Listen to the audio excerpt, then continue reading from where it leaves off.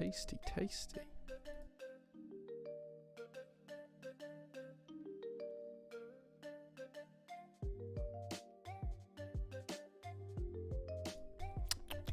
Tasty, tasty.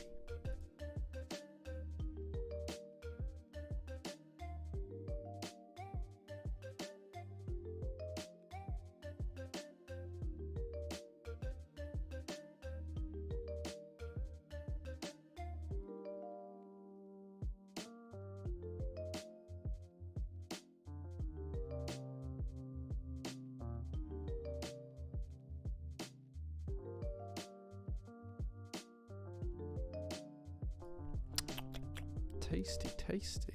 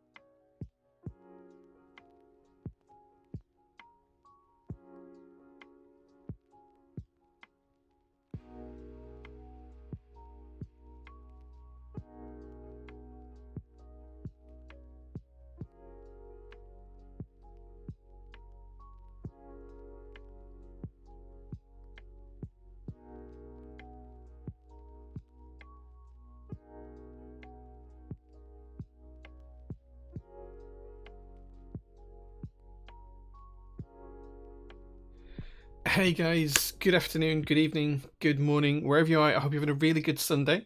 Apologies, it's been a couple of weeks since I've streamed, but we're back, we're live. Jellymaster, thank you so much for 29 months of subs, that's crazy. Alvy's here as well. I've got a twitch in my eye, that's really annoying. Can you see that happening? I don't know if you can see that or not, but it's a severe twitch, it's annoying. Alvy, thank you so much for being here as well. So is Rue. Jenga, thank you so much for being here as well. Tom subscribed for 14 months, thank you so much for that. He says, achoo, bless you. Sticky and Anarchy are both here, thanks for being here guys. Geeky Ed as well, so he's framed. Curious Panda, good evening, thank you so much for being here. V-Rugdush, thank you so much for being here as well. Anonymous Biker says, good evening. Superhand says, sup. JQ says, let's go. JQ subscribed for 29 months as well. That's crazy. Honest Accountant said didn't even notice it was 8 already. Days are going super fast. I hope you're well, Jay. I'm doing good, yeah. We'll talk about that in a minute. Gemma's here as well. Chartered Music 2. Grey Hands as well. Ballboy 12.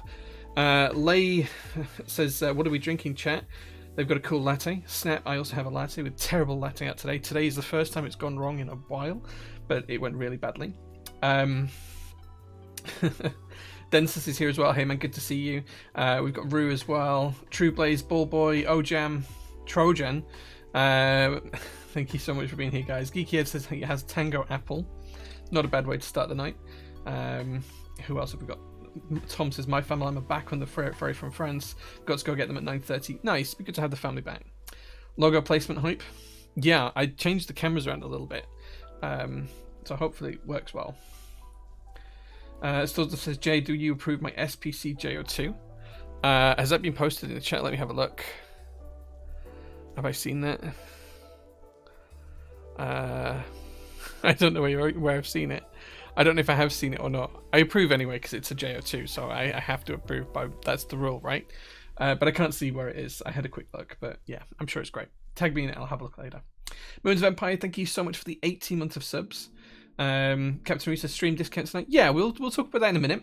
I want to do something a little bit different for you guys this week, and hopefully you'll appreciate it, but we'll see.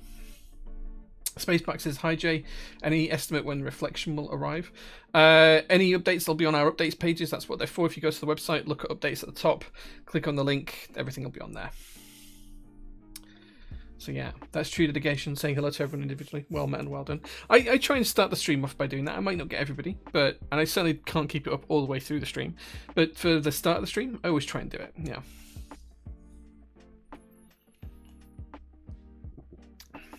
Coffee.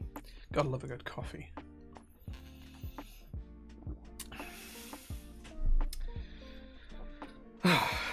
Someone says, you said fit to it, Jay? Did I? Ah.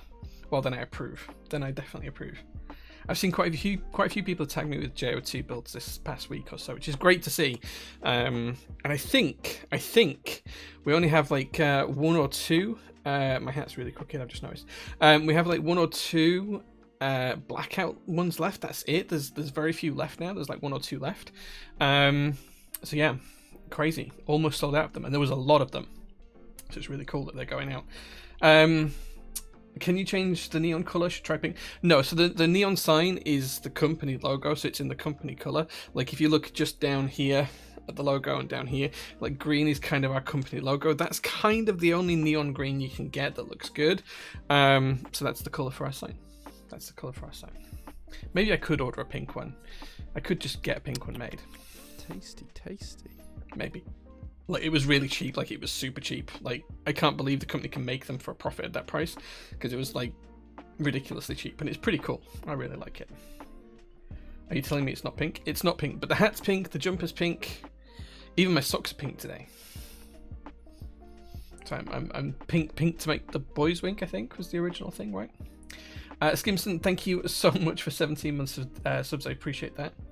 Is it the LED strip ones? It is, but it's not RGB LEDs. It's just solid color LEDs. That's probably why it's so cheap, because I just went for the basic one. Like, I just wanted it to be cool for the background of the stream. There's some more stuff coming that I've ordered. Like, I've ordered a custom cabinet that's going to sit behind me with some stuff on display.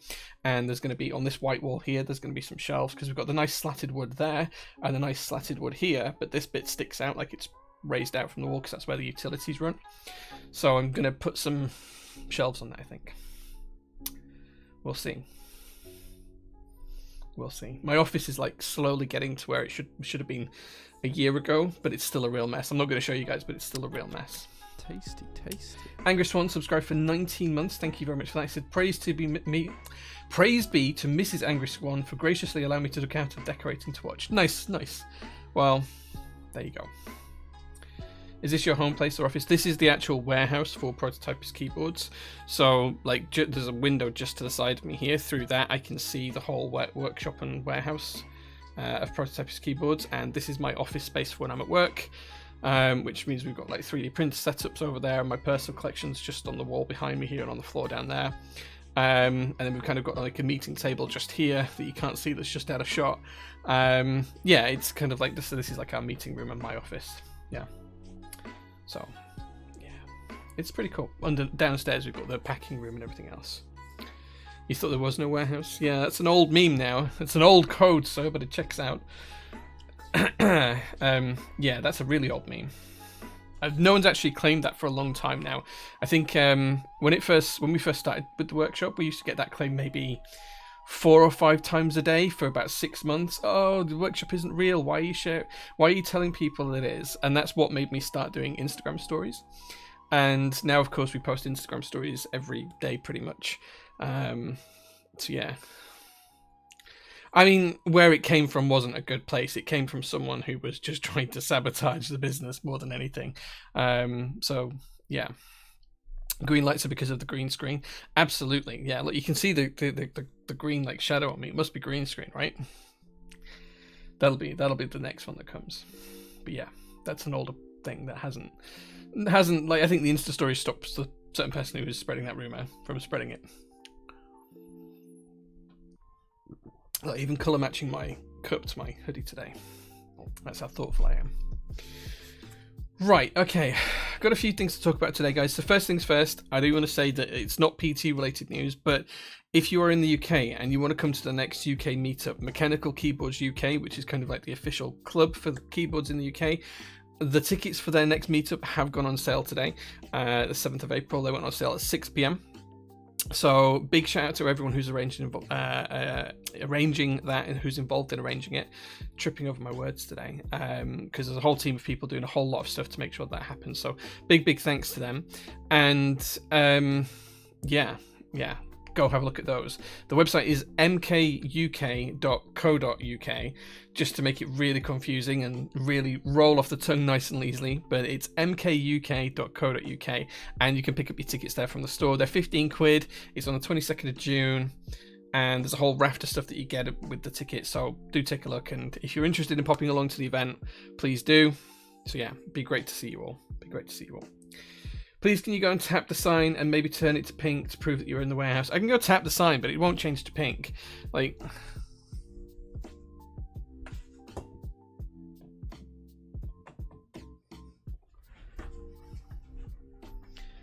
it won't change to pink because it only does one colour. It's a single colour LED sign. But yeah, the wall's actually about 2.5, 3 meters away from me. That's why it took so long to wheel there and back. Sus. Yeah. Absolutely. You need to make up a jingle for that URL. When you need a keyboard, mkuk.co.uk. I don't know.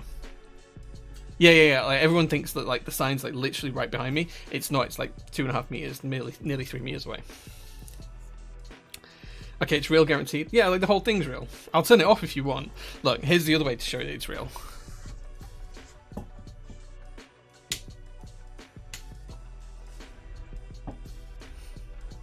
There you go.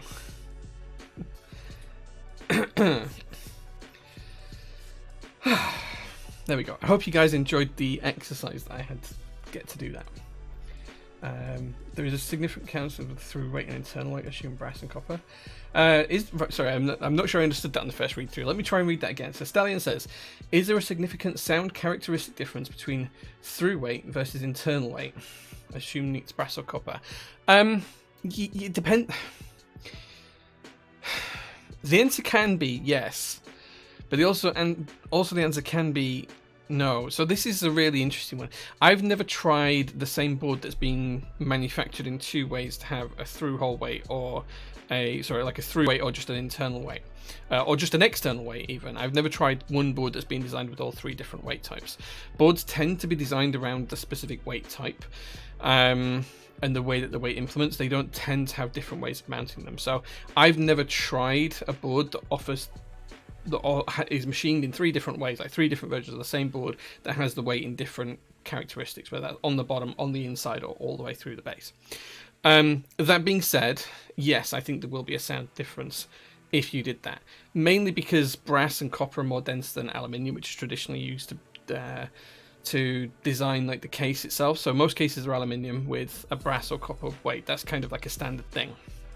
Brass and copper is significantly more dense, therefore it will affect sound. But how it will affect sound will depend entirely on the shape of the board, the cavity of the board, the overall weight of it, how thick the aluminium, brass, or copper is. Like if you've got a thin sheet of copper and that's all the way through, but it's only 3mm thick, it's not going to have as much as, say, like just a rear weight that's 10mm thick, right? So yes, it can affect it. I think that the best sounding boards tend to have very little brass or aluminium underneath. This is why we designed the JR1 with the brass mid-piece and the brass pen rail, or the accenting mid-piece and pen rail, because I think that having a cavity to allow sound to develop within the aluminium generally sounds better to my ear. So that's a really deep subject, and that's a really high-level answer. You could go into way more detail about it, but I hope that helps. Prove you're in the warehouse by shipping me a JO2. I tell you what, honest accountant, you buy one right now and I'll go grab it off the shelf for you. How about that?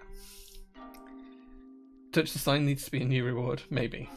Implementation is key, I guess. 100%. Like, how you design a board is intrinsic to how it sounds ultimately. There's tricks and things that you can do.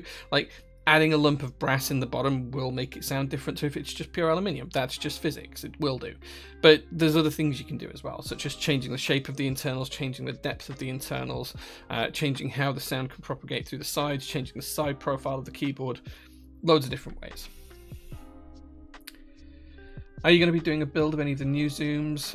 Maybe. I don't personally have any, but if any customers have asked for a build service and they've asked for me to stream it, then we might see some on stream. Only example that came into my mind is a KFE. OG had internal weight, CE had external weight, but I didn't hear any of those. Yeah, I do have a CE KFE, but I don't have the other one, so I've never tried both. Someone has been getting angry at me lately for my obsession with RO59. I was wondering what you thought of it. Dude, I've not heard of RO59 for a long time. I used to kind of enjoy it, but it needed layers to build up, and it was a real pain to use. And I think overall, it's not as useful as more modern lubricants. Like RO59 was around, what, 2016, 2017, probably even earlier, 2015. When I first used it, and you used to get like a glass vial of it, and you paint it on, you'd let it dry, you paint it on, you'd let it dry, you'd paint it on. I think it was more effort than it was worth. So for me, no. Like, I never found that a single layer of RO59 actually improved anything enough compared to like oils that we use now, or greases that we use now. So the RO59 game is here. Maybe not. Manu, thank you so much for 6 months of subs. I really appreciate that, man. I'm looking forward to catching up tomorrow. I was thinking of doing an infill on one of my boards. Do you still recommend acrylic paint, or do you use anything else? Yeah, so I don't do infill very often these days. I think more people have taken the idea and run with it than I ever did. I think the original Alice board that I did in 2016, I think I want to say, or 2017. 2016 it would have been, late 2016, was the first time I ever saw anyone doing an infill. But yeah, I still use the same brand of paint that I do. It's PBO, P-E-B-E-A-O, I think it's pronounced. I can check a packet later on if you DM me on Discord. Yeah, I still use the same brands of paint. And it's always acrylic, and always water-based acrylic, never oil-based, because if you use oil-based, you need a solvent to get it out, and it will damage the anodization of the board, or the Cerakote of the board, or whatever surface treatments on the board. If you use water-based, you can just clean it out with hot water effectively. You can just take the case and you can put it in the dishwasher. Don't tell your wife, and it'll be fine.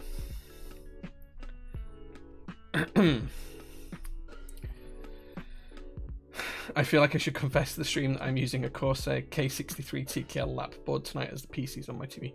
Dude, that's fine. As long as you're comfortable, that's fine. Like, it's fine. Don't worry about it. Don't worry about it. I don't really understand build services. Maybe I'm just ignorant, but why would you pay for it to be built? Some people can't build keyboards. Some people don't know how to solder. Some people aren't comfortable with the process. It really depends. Some people just like to see their boards be built on stream. I've done it for hundreds of people for many different reasons.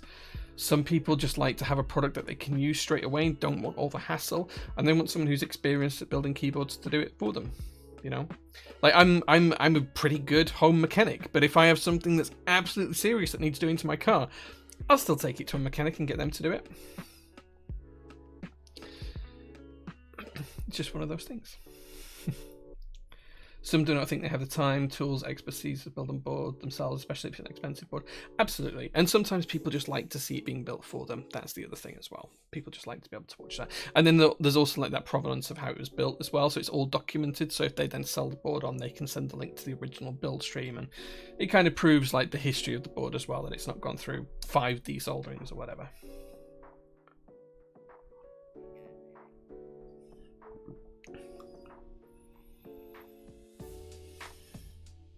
What do I charge for a build? It's on the website. If you just go on website, prototypist.net, it's down here, and just scroll down. Everything's on there for the builds.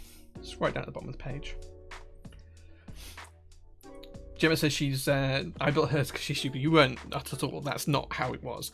I can't say why, but Gemma had a certain reason why she couldn't build a keyboard, so she sent it to me, asked me to build it for her. I built it for her, and yeah, I think absolutely you could do it now yourself. There is. We'll talk about discounts in a second, Neodoid.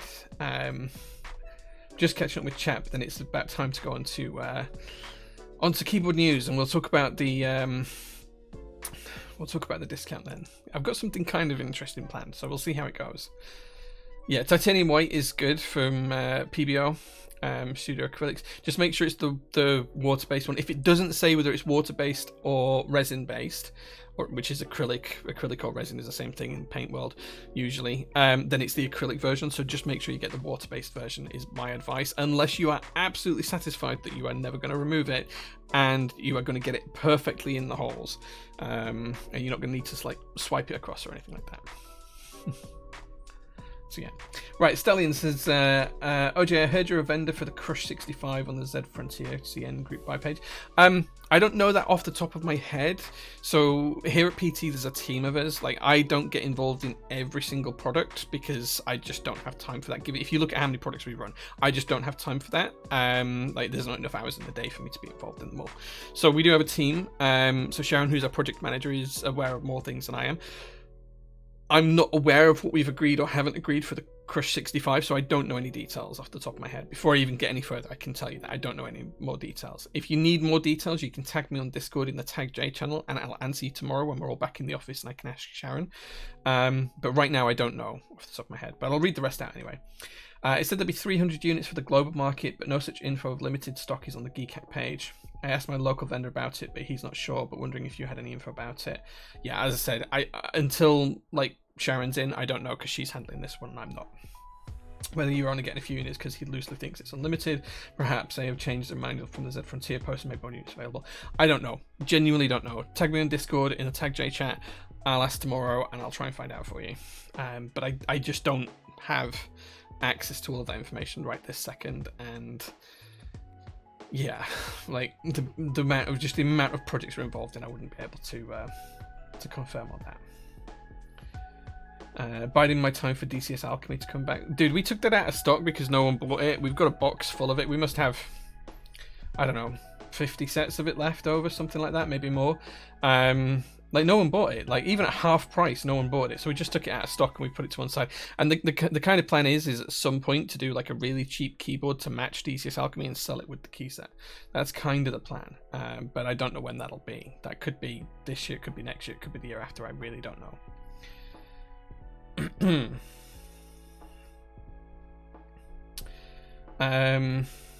Get perfectly in holes and don't swipe across. Yeah. If you watch the original guide I did under the J Keeps brand years ago, you'll see what I mean. Do you want to bring Sim 65 on stream? I'd love to see what they look like on arrival. Like, if we do a build stream, like, we don't do the builds like until after we've shipped out all the group buy orders. So if you have an order and you want me to build it on stream, I can do that, but it's probably going to be 5 to 6 weeks in advance of now, because we only do one stream a week. Like, I tend to prioritize my personal builds for the streams, and I have kind of like content for the next 4 or 5 weeks, so it's probably going to be after that. And we also need to get all the group buy orders shipped out before we do any customer builds as well, because we prioritize that part of the production. So yeah, I've a mode Envoy, and the silver mirror accent has a scratch on it, and I had idea on buffing that with the scratch. Get a random orbital sander like for polishing a car paint, and just go at it with a really, really light powder. You can get, if you look at like car supplies basically for fixing your paint, you basically want to use those. So you look at a compound cloth and all of that kind of stuff. Look at a guide for how to polish a scratch out of a car. That's kind of like the level that you're going to go with.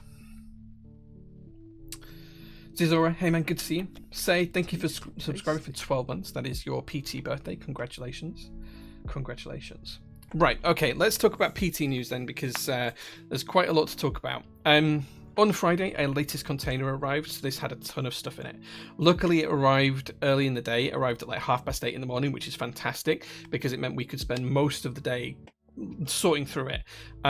Often when we get deliveries and it's come from a port, we don't get it until like 4 o'clock in the afternoon, and we can't start until the next working day. So we're actually a day ahead of where I expected us to be right now. So we went through the whole shipment. Every box that should be there is there. We've confirmed that. Now, we haven't gone through every box to see if what's in the boxes is what should be there, but we have confirmed that every box that was documented for the shipment is there. There was 6 tons of keyboard stuff by weight. That's a lot. Like, if you just imagine how busy it was for me, Mel, and Sharon on Friday, where we were literally taking 6 tons by hand off of pallets, that's a lot. Like, it took hours. It took most of the day just to go through that.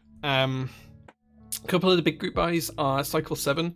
That's one I'm going to start processing tomorrow just because of the size of the group buy. It's going to take me a while, so it's just me in the workshop this week. Mel is on holiday, and Sharon is picking up a lot more of my admin duties whilst Mel's away. So it's just me, but I'm going to be concentrating on in stock tomorrow, and then we're going to start on Cycle 7s, I think.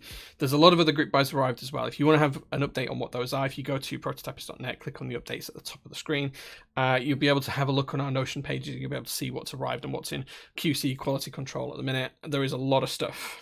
A lot of stuff. I think there's thousands of orders, is kind of like the magnitude of the size of the number of shipments to get out we've got to do.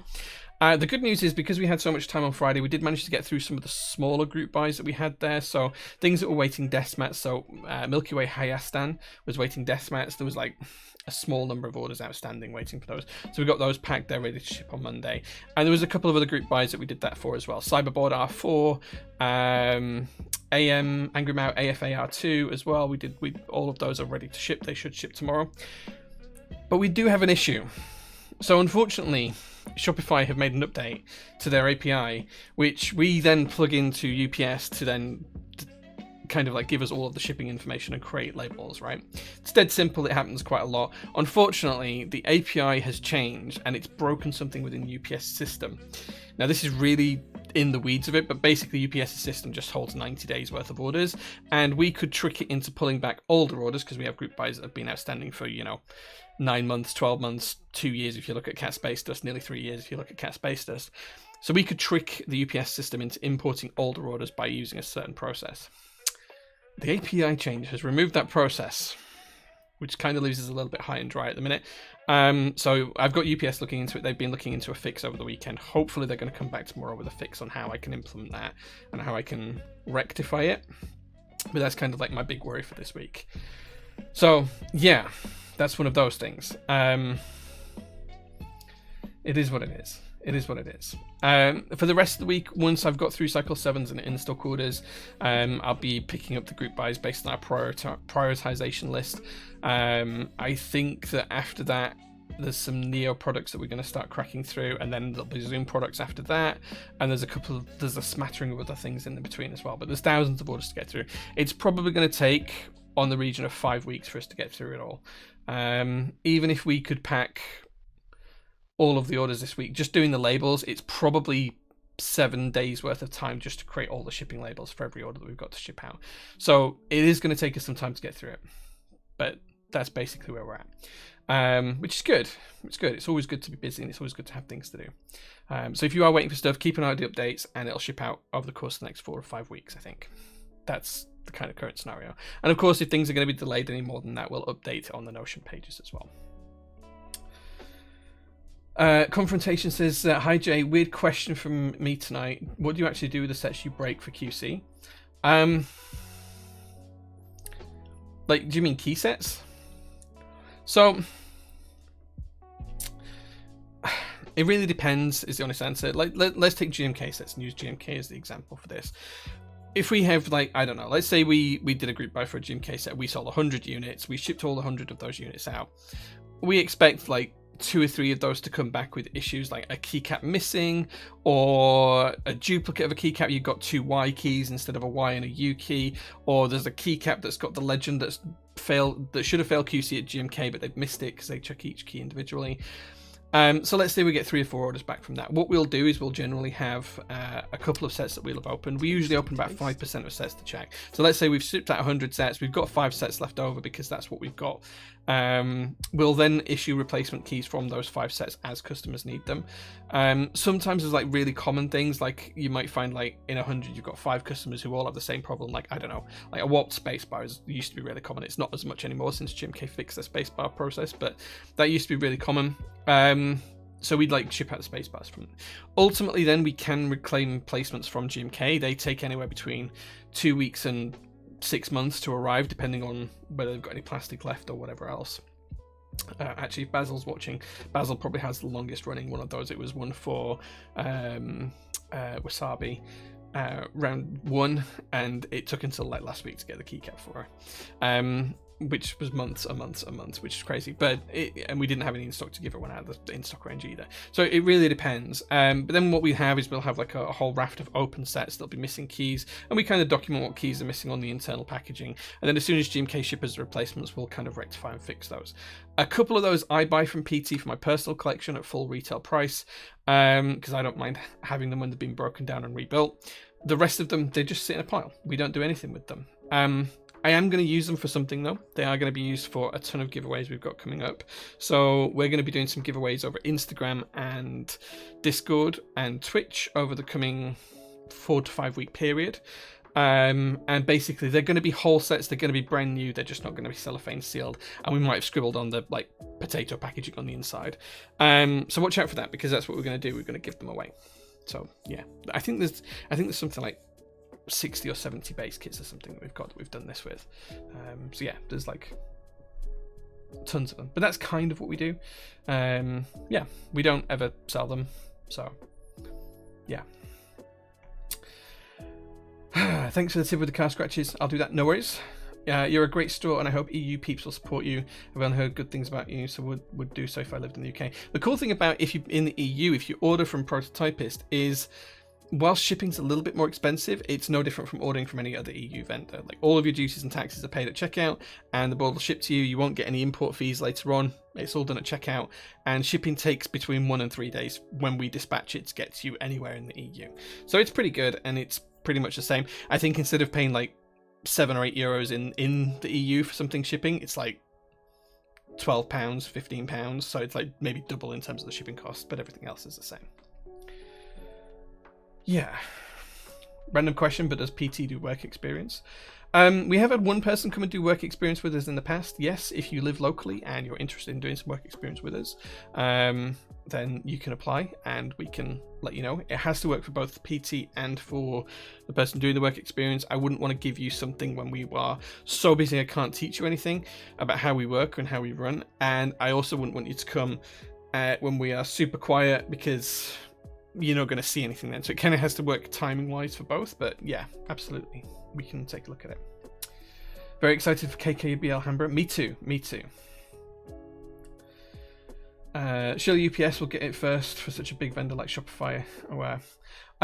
Yeah, like I I'm hoping that if nothing else, they can give me a workaround for the night. Like, we've always had this 90-day issue because most businesses don't sell on like a pre-order basis or a group buy basis like we do. So we've always had this 90-day issue with them. But we did have kind of like a fix that they implemented just for us that used to involve tagging orders in a certain way. And that's just now broken because Shopify have updated their API. We'll fix it. RL keeps us subscribed for 15 months. Thank you so much for that. Evening, Jay. Hope everyone had a good weekend. Thank you so much. I actually have a warped GMK Zooted spacebar I got from PT. Right, okay. Well, I mean, I think Zooted is pretty much out of warranty now. We do need to know within 30 days. But if you do ever have like caps that are not right, let us know. Let us know. I mean, we've got like probably thousands and thousands of base kits in stock right now because we have like so many GMK sets in stock. I think we've got more GMK sets in stock than almost any other vendor worldwide right now.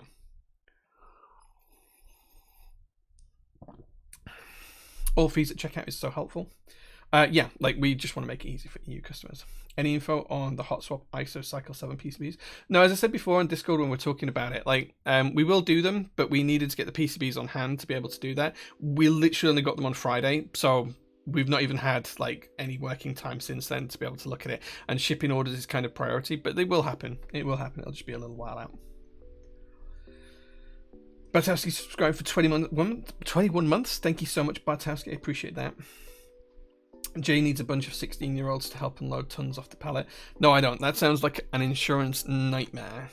So no, I don't. I remember my work experience in a community pharmacy. All I did was count pills, eat chocolate eclairs from the local bakery, and fix the shop computer. Nice.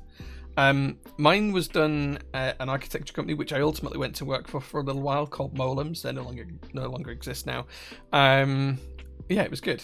I did 2 weeks of basically learning how to design a building. This was a long time ago though. This is like 2000 when I did my work experience because I'm old. Like I'm really old. Yeah, so like the CAD didn't really exist. They used to use this, I can't remember the name of the software, but it was more of like a vector graphics kind of thing. It was kind of interesting. Mr. Evil Rex says, hey, do you have a dev to figure out the API issue? So it's not on the Shopify side, it's not on the PT side, it's on the UPS side. UPS need to amend how their system reads the API from what I understand. So the API spits out all of the information, and the way that information is interpreted is all on the UPS side. So even if we had a dev on in-house, it's not something we could tackle, I'm afraid. But thank you very much for asking. It is 100% on the UPS side, unfortunately, because you'd have to have access to the UPS software to be able to fix it, right? So yeah. Mine was at a computer recycling company, created our own network and played Command and Conquer Red Alert. Dude, I missed that game. I'd so wish like something like that, like real-time strategy games would come back. I really do. Yeah. Right, okay, so that's kind of like the PT news for this week. In-stock orders, start on Cycle 7 on Monday. Hopefully UPS fix shit that's broken, and we'll start getting stuff out at pace. That's kind of the plan. Mel's off this week. She's back a week on Monday. Yeah. Office is getting there. It's almost like my office is kind of on pause again now until the shipment's dealt with. But yeah, my office is kind of getting there. That's kind of the PT news. Right, so the next big thing is discounts. As always, I want to do a stream discount. But I wanted to do something a little bit different today. I wanted to do a timed discount. And I want to give you guys 1 minute, but I want to give you an insane discount amount. So what I was thinking is that I would give you 1 minute of discount with 40% off anything in stock and free shipping if you're in the UK. Because we've currently got free shipping for UK customers. So I'm going to give you 1 minute to do 40% of orders, but I'm not going to tell you when that minute is until the minute starts, right? So I'm going to set it up now. I'm going to set it up now because I haven't even set the discount code up yet. So I'm going to set that all up now. Right, so I'm going to create a new discount. Remember, this is only for in-stock orders. If anyone tries to use it on a group buy, I'll just ban your account from the store. You've been told.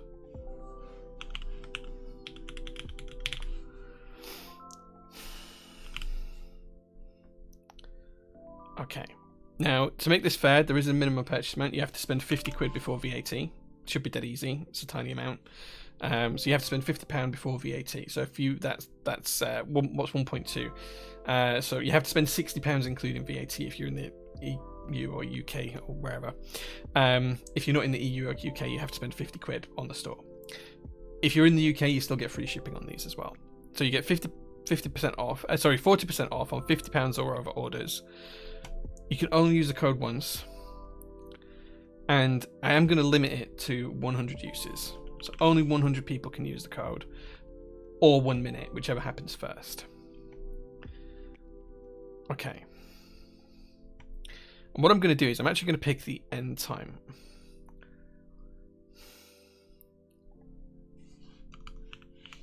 Okay.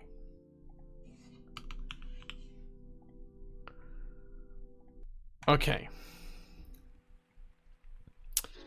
The discount is live, but I'm not going to tell you the code. And it won't work yet until it starts anyway. In fact, I'm going to tell you the code. Okay, so you can get 40% off. If anyone uses it on a JO2, I'll be disappointed, especially if you use it on the Cerakote one, because like I have to pay Pexon for that, so don't use it on a JO2. But I am telling you now, if you try and use it on a group buy or anything else, because I can't quickly turn it off, then I will just ban you from the store. So don't use it on that. You can use it on any in-stock orders. So the code works for anyone, anywhere in the world. This code works for anyone, anywhere in the world.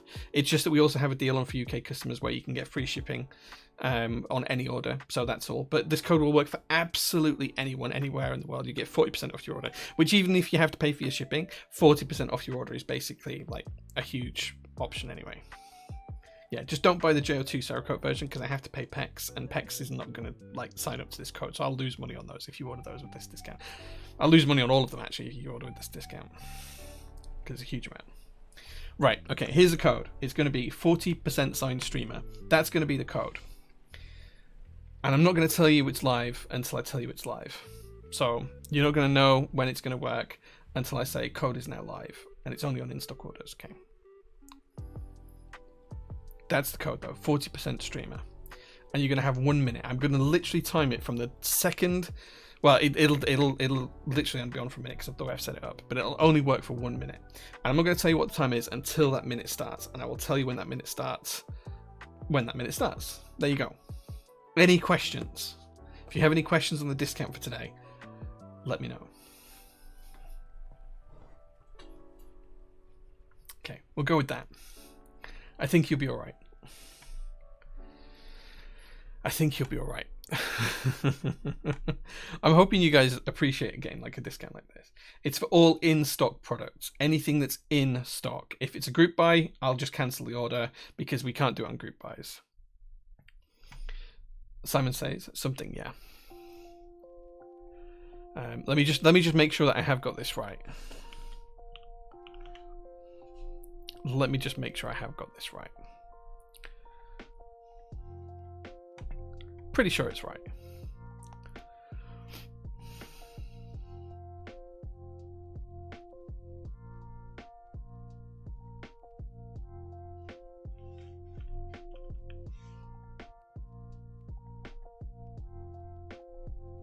Okay, it does look good.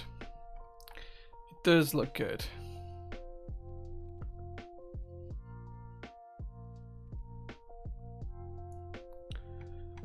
Okay. Yeah, okay. I think that's set up correctly.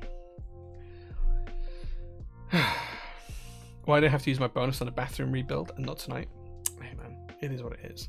Time to add 100 items to cart. Well, I mean, you're free to add 100 items to your cart, but like, you're not going to know the code's live until it goes live. The actual thing is, you're probably going to get less than a minute to use it because you're probably watching me on a delay. Like I'm saying this live now, and I'm going to say it's live when the time goes live for me, but you might see that 20 seconds or something later. So yeah, we'll see.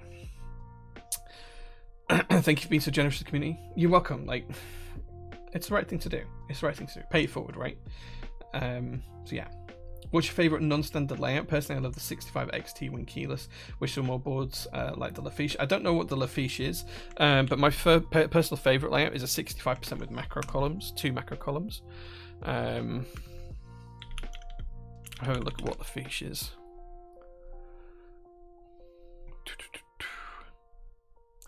Oh, yeah, okay, so very similar to that, apart from having the Chinese wing keyless. Like, look at the JO1. I prefer it with the exploded arrows, and yeah, look, JO1 is kind of like my preferred layout for most things, but I tend to use a TKL most often.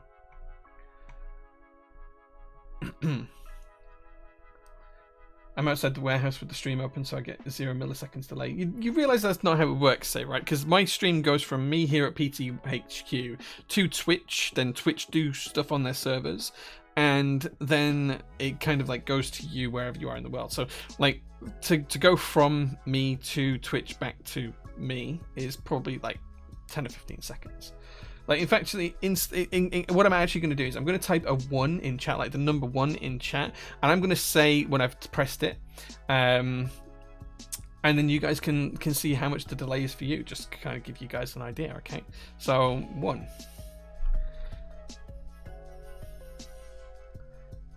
See how much of a delay you get from that.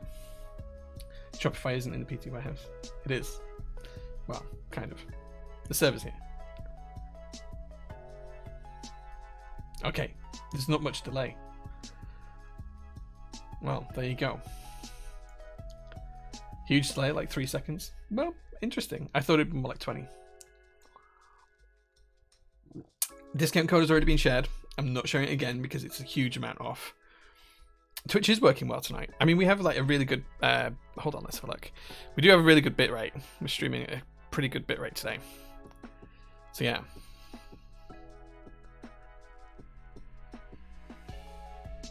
So when I say Shopify has a server, we kind of like have like a bit of a specialist setup with Shopify. So we don't just run Shopify through their servers. We kind of have like a base host here for, because you do stock counts and things like that, and we run a lot of our stock control off of Shopify on our server here. So it kind of runs through both. So like the sale will go through Shopify online for like the credit card processing, but the actual stock exchange happens live here on our server downstairs, because like we just need to be able to do that to track everything. I can't remember what time I set this to go live at. Let me just check. Oh, okay, cool. Yeah, we're good. Good. You getting anxious now? Cool. Well, that's all right. Thought it was cloud-based, so you hosted nothing. Yeah, most of the time it is cloud-based. It's only for the stock control that we have it locally hosted. So yeah. Put a single alchemy setup. It looks so pretty, and you're shipping from Top Keys, ain't it? It's not going live on the website, I'm afraid, because like I need to have to. I'd have to go find the books, check how many we've got, put them live on the website, and I have no idea where they actually are at the minute. So yeah, so it's not happening, isn't it? Like I don't want to spend like an hour trying to search to just fulfill one order to try and find something when we don't have it listed correctly in stock. Like that's just too, you're asking too much of me at like 9 p.m. on a Sunday night to be able to do that, I'm afraid. So yeah, so no, I can't do that, but it is what it is. Yeah, Space Dust should be in stock in a couple of weeks' time.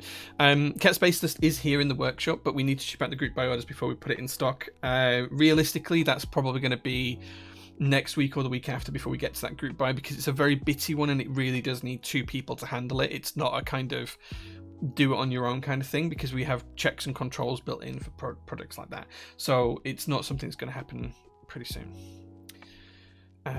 What does Chinese wing keyless mean? 0.75U blocker instead of 1U? Yeah, pretty much. So when you've got like wing keyless, like the board I have in front of me, these are 1U blockers here. Chinese wing keyless would have another 0.75U blocker here and here, so you get half a unit extra. So you can have like, if you change the size of some of the keys, you can have like another key in between or whatever else. So yeah, and sometimes they move it as well. So yeah, Chinese wing keyless is just what's common in China. It's something they quite like there. So yeah, Zui, hey man, good to see you, dude. I love you too.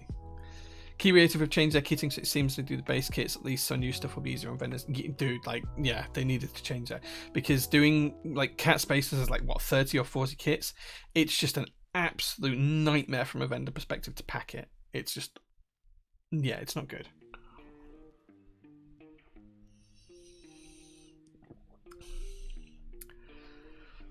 .375U blocker? No, it's 0.75U, not 375, right? I think 0.625. Are they 0.625U? Oh yeah, so they're 2/3 of a. Okay, so they're 2/3 instead of 3/4. I thought they were 3/4 of a unit. Yeah, okay, so 2/3 of a unit. That makes sense. Okay, interesting. Yeah, okay. But it wouldn't be 0.625U though, would it? Because that's a really awkward amount to calculate. They divided 1.25U into 2 blockers. Oh, okay, fine. Right, okay. Yeah, okay, that makes more sense actually now I think about it. Yeah. Okay, fine. I stand corrected. Yeah, okay. I can think of better ways to do that. But okay, let's go with that. Bauer is 0.75, which is what I was thinking of. So did Ayla, and there was a couple of other boards prior to that that have done it as well. Yeah, 0.75 is being relatively common for a while. Cool.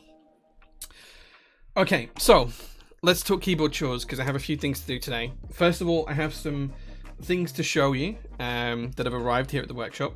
And then I have some things to add to my for sale spreadsheet, which isn't live yet, but will be, so we'll talk about that as well. How many of you is Jay? I'm just fat, so I don't know. Oh, sweet. That's very sweet of you, because you were the only one you I need. Thank you, dude. I appreciate that. I appreciate that. Are you coming to the meetup, sweet? You better be, because I haven't seen you in ages. Right, okay. We just had a look at the PT page for Cat Space. How do you even keep track of pack orders for that? So what you do is so if you guys want to go look at Cat Space and look at how many kits there are, what you do is you basically have a little storage bin on a desk all the way around the outside of the perimeter of the room, right, or the workshop or wherever it's going to be. And in each box or bin or area, you put those kits. So you have kit A, kit B, kit C, kit D, kit E, kit F, kit, all the way around. And so you've gone through all of the kits that you have. You just number them usually. And then what you do, you take the customer order and you go through each one. Do I need this kit? No. Do I need that kit? No. Do I need this kit? Yes, take one. Do I need this kit? No. Do I need this kit? No. Do I need this kit? No. Do I need this kit? Yes, take that one. And you just go all the way around the loop. Like, as you get more and more used to it, you can get faster and faster at that because you know which ones are where. But then we also have to do like a double check. So then when we're actually putting it in the box, we also then do a visual check and say, right, I need this kit, this kit, this kit, and this kit. I've got that kit, that kit, that. Oh, this kit's wrong. You picked up the ergo mods instead of the standard mods. And then we change it out. Or if it's right, we just ship it and pack it and go on. So there's kind of like a multi-tiered process to check that we're getting it right. Because it's a pain when we get it wrong. Because of course we will make the odd mistake with stuff like that. And when we then ship it out, it's always an international order where we make a mistake. And then we have to ship the right kit out and ship the wrong kit back, and that costs us like twice what the kit cost, and it's a real pain, but it's something that we do.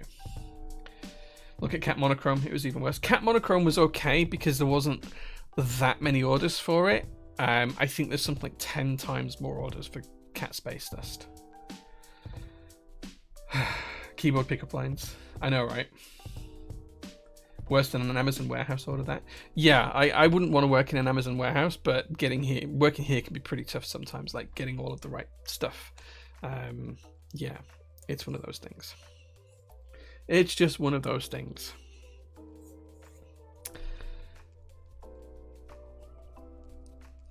I hope you're getting ready to use that discount, guys. Right, okay, so what else do I have to talk about? I think that's it. I think that's all the PT news. We've been going for pretty much an hour now. So it's maybe time to show you guys the first thing that I wanted to show you today. So this week I had a few things arrive. The first one is not keyboard related, but I wanted to show you because it's pretty cool. I got this through. This, if you haven't seen it, let me change the brightness actually on that camera so you can see it. Properties, configure video. There we go. It's a little bit brighter. Destroyed the color, but yeah. So I got this. This is Neil Patrick Harris Box 1. This is a puzzle game for just one person. Like I love puzzles. Like I love puzzles and things being difficult to do and stuff like that. I don't know what like you get from doing this, but I saw this. It's called Box 1 because it's for a single player. And I haven't opened this yet, it's still all sealed up and stuff like that. Box 1 is an ever-evolving game of trivia, code-breaking, and puzzles uniquely designed to challenge only one person, and it seems that person is you, and only you, alone. Prepare to set out on an exciting adventure like no other as you discover, unlock, and decode the secrets of Box 1. Like, this is just so up my street. Like, it just got advertised to me on a random like Instagram thing, and I couldn't not buy it. And it came with a cool little card as well. for your fortune lies within and stuff. So that's from Theory 11 though. Who are the guys who I bought this from? Not sponsored or anything, but yeah, I just could not turn this down. So I'm really looking forward to like having a night to myself. My wife goes away in a couple of weeks, so I'm thinking the night she goes away, I'm just gonna have a go at this. I think bottle of wine, good puzzle game, that should do me. I was just really excited, so I wanted to share it with you guys. The other thing that I got this week was I had some sad news. I had to buy a new soldering iron. So those of you who know me, I've always espoused how good the TS100 is, and my trusted TS100 lasted 6 years until it broke, and it broke last week. The whole socket fell about, and it needs a new case and everything else. So I bought a pine steel, and I joined the pine club. Yeah. I didn't pick a specific color. I have no idea what color this is. It's just a black one, I guess. I bought this because it's basically the same as the TS100. Where's the camera gone? Oh, it's there. Come on, camera, focus, please. Camera, please. There you go. So just a standard TS100 clone, whatever it is. But I had to buy this because, as I say, my old one did stop working. So yeah, so I now have to have a new soldering iron. So you're going to see this one on stream instead of the other one because, well, yeah, these things happened. Oh, I have the adapter for it. I have the cable for it. It's the same cable as what I had for my TS100, so I don't need a cable. But anyway, thank you very much. Yeah, the TS100 was like 4 or 5 seconds heat up time. It was great. So yeah, but it is what it is. Unfortunately, the tools don't last forever, and it was finally my TS100's time to pass away last week. So I did get this. I don't actually know if it's still to hand. I might have actually thrown it away already. But the whole, what happened was the plastic case all around this part cracked away. So it was kind of cracked all up here and then back around here. And the actual power support unit was like dangling out. And I suppose I could 3D print a new case for it. It just seemed easier to buy another one, to be honest with you, considering how inexpensive these are. Yeah. Rip the TS100. Yeah, I'm gonna miss it because I kind of like used that for 5 or 6 years, and it sold thousands of keyboards, and now I have a new thing that's not done a single one. Oh, actually, it has another case. I have a clear case with it. Look, that's pretty cool. I can change the case. Maybe I can fix my TS100 with this. I wonder if it's gonna fit. Because if it does, I'll go back to the TS100 just in a clear case. Interesting. Interesting. Definitely something to look out for. The clear case is what I use in my pine steel. Nice. Yeah. I'm still a little bit sad that I lost my TS100, but it was micro USB. No, it's USB-C, but it uses the standard power supply as well, so it was fine. So yeah, it is what it is. What can you do? Sometimes tools fail.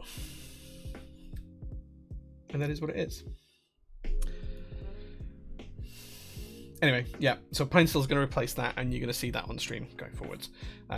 Yeah. And by the way, code is now live. You've got 1 minute. Off you go. 40% off. Just wanted to let you know. Because, like, you've got, like, not a minute left yet. I find actually what I don't know. I can't get to the time on it. Yeah, you've got like less than a minute left. I'm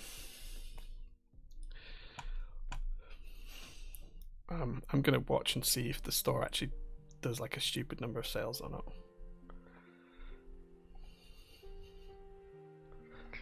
I'm a little bit worried because it's like a huge discount. It's like too big. It's like stupidly big. Oh god. Okay, it's not too bad. Okay. You'd love to know what the biggest discount in one order is. Right, okay, code's done now, so that's it. If you didn't get in, you didn't get in. Okay, I'll tell you what the biggest discount is. Right. We didn't hit the 100 orders, but it got pretty close. They got pretty close to 100 orders, I can tell you that. There was 94 people ordered in that minute. The biggest discount was 176 quid. That was the biggest discount. So there you go. Right, so that's the discount done for today. Yeah. Oh, I've got to pack all that tomorrow now. I'm not going to say what they ordered because I just need to be careful with GDPR, so I'm not going to say what they ordered. But yeah, 176 quid was the biggest discount, 40%. Most orders were quite conservative. I'd say the average order was around 140 quid, something like that. So yeah, there you go. Impulsive. Most of the stream, yeah. If I got to apply the code, can I still check out? You can still check out, but it won't apply the code anymore. It'll take the code off you when you get to the checkout now. Like, the code is no longer valid. So if you didn't check out in that minute, you can't apply it anymore. The realization, that's a lot of Northern UK kits. We have some news coming next week on Northern UK kits. I can't share it yet, but I have some news on Northern UK kits for next week. And I'm hoping people will be happy about it. But next week I have some pretty big thing to say about on Northern UK kits. So yeah, on stream I'll talk about it next week. So remind me if I forget, but yeah, remind me to talk about it. Someone spent 440 quid, maybe. Sad items in my cart, couldn't apply the code. So it was only for in-stock items. It wouldn't have worked on any group buys or pre-orders. So yeah, coffee check. This is actually our own coffee. So for those of you who don't know, I'm in the process of working with a local roastery to roast our own blends of coffee. And I'm in the process of setting up a separate company to prototypist that will sell that coffee. That's going to be called Jay's Roastery. More details very, very, very soon on that one. It's kind of like a few weeks away from being ready to launch. It was going to launch originally in October last year, and then we got waylaid with a whole lot of other stuff for PT related stuff, and it got kind of put on the back burner.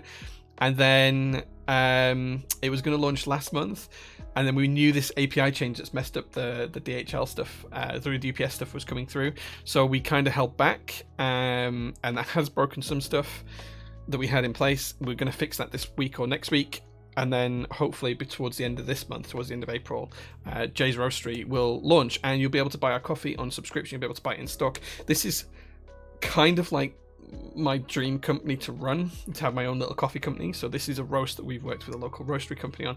We've selected the beans, we've changed how it's roasted, we've got a certain recipe. It's already for sale in some coffee shops up and down the country, which is really, really cool. The fact that some coffee shops now use our coffee, specifically one called the Fiction Blend, which we'll talk about when it goes live in a couple of weeks. They use that as their standard in-house brew now. So like it's out there. It is out there. So yeah. Yeah, so watch out for that. Are they hopefully getting dropped from GMK sets? I can't talk about it, but I will talk about GMK and other Northern UK kits next week. I was doing the exact same thing. I was just too slow. Yeah, I did tell you I was only going to do it for a minute. It's like 40% is a big amount for me to knock off, so I don't want to like do that because like that's just a gesture of goodwill kind of number to you folks, because I love the community and I care about it. Like to do 40% for like a reasonable amount of time would just mean that we'd lose so much money on the stock that we have. Like I just can't afford to do that. So yeah, NT new accents would be great. Yeah, is DCS Honeywell being listed soon? Yeah, it'll be listed on Monday, MK47. Unfortunately, we're just a little bit busy on Friday with the latest shipment being delivered, so we didn't get to go live. But it'll be up live on Monday. You'll be able to pick it up then. Blue Toggles, hey man, good to see you. Excited for the coffee as well. Yeah, it's pretty cool. Yeah, I'm really excited for it. Even gave us notice to set up your order. Yeah, you had like nearly 20 minutes to set up your orders and get stuff in your basket before the discount code went live. That's kind of why I did it that way. But I only wanted to do it for 1 minute, just as a like thank you to you guys. Stretch was redeemed 30 minutes ago. Okay, let's have a stretch. Oh, my sternum popped a little bit then. There we go. So yeah. Coffee's good, still going through my bag. Nice Trojam, nice. Yeah, like I'm really excited about the coffee stuff. Like yeah, jaysroastery.co.uk, not too far away. We're actually there's actually something else that I'm doing in the coffee space as well in my free time, which I have very little of these days, which I can't talk about just yet, but there's something else that we're doing as well. So we're actually going to be working as a provider for another coffee brand as well, which is pretty cool. So yeah. Could we see coffee MK UK? Do you know what? So yes, our coffee will be the coffee that's for sale at the coffee shop that's part of the meetup. So the MK UK meetup, where that's being held at that venue, they use our coffee. So yeah, you will see, which is pretty cool. Are you getting some more GMK sill samples in? Yeah, we ran out, but we have got some more on order. GMK need to manufacture some before we can have them in. Just beans or kit 2? Yeah, so it's just coffee beans that we're doing. So we're not selling coffee gear at the minute. I have some kind of ideas for that, but that's going to be later down the line. So it's just going to be coffee beans, and you'll be able to order them as either beans or pre-ground. It's better if you buy them as beans. So yeah, it's going to be pretty cool. I'm really excited for it. Need to get a decent source of beans. We'll have to order some samples for a sub. Yeah, like you'll be able to order in like 250, 500 grams or 1 kilogram bags, unless you're a coffee shop, in which case you'll be able to order in 20 kilogram bags. Yeah, I'm really excited for it. We've got 3 coffees that we're going to launch with a further 2 on the way. Mix of range from light roast to dark roast. It's pretty cool. It's pretty cool. I'll talk about coffee gear later. Like, there's just so much stuff I want to do, but time is the kind of like essence. Prototype is still my day job, and I still have everything else is kind of like, you know, in my spare time. So yeah. Yeah, there we go. I saw in Tasha's video, do you mean Teha's video, that GMK has samples of some of their new materials. Is there a way they could offer that through PT? Yeah, so you can buy, so we have in stock some of those already.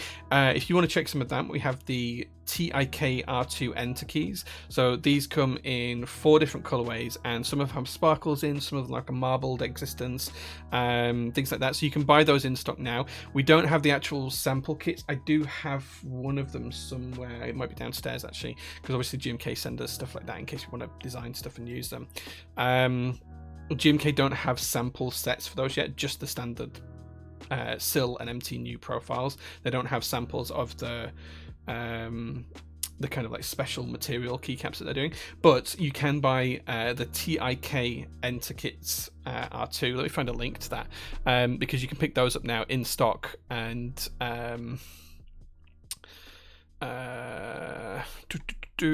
me find a link. Oh wait, where are they? They're not where I thought they'd be. But yeah, you can see like the images here that they have like a special version. Oh, Demotex is a step ahead of me. There you go. Cool. Okay, they look cool. Yeah, you can pick them up and you can buy those in stock now.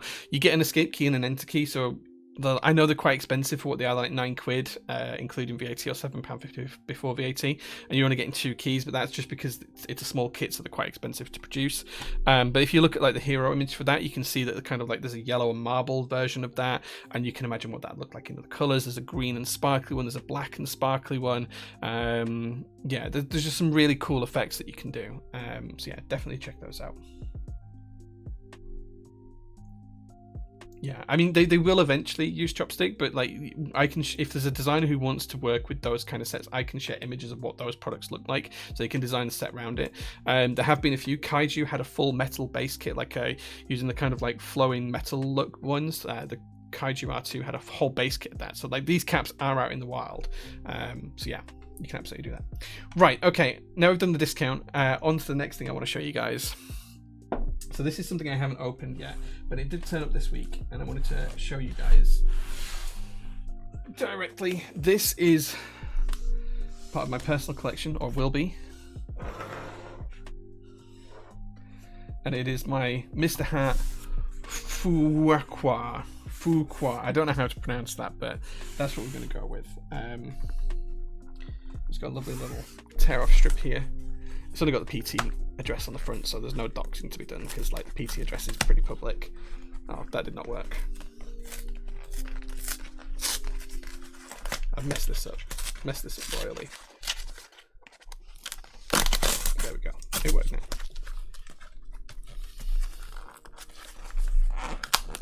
You have yours just below you? Nice.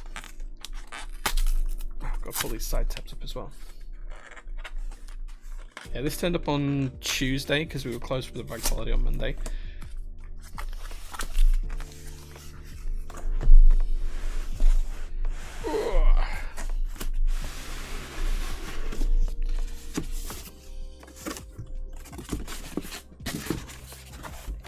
Such an extra looking board. It is. Yeah, so Fu Qua Mr. Hat. This is really cool. I don't know if you've seen these badges before, but they put these little cool badges on there with all the information on. It's pretty cool. I'm going to have to break the seal now, aren't I? Do I have something sharp?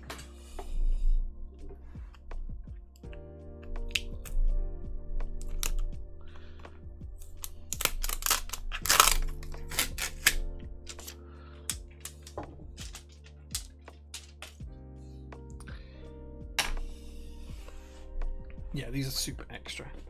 The J Empire is growing, dude. Like, there's so many things I want to do. There's so many things I want to do. Wait till the EDC brand spins up, because that's something else I'm working on.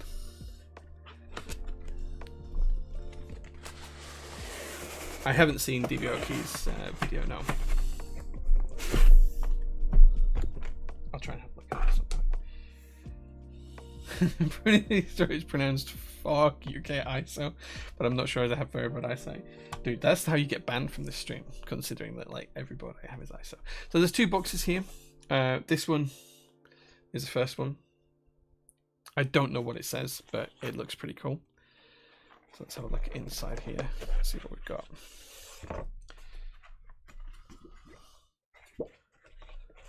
That's pretty cool. Look how extra this is. Look at all the different badges. That's so cool.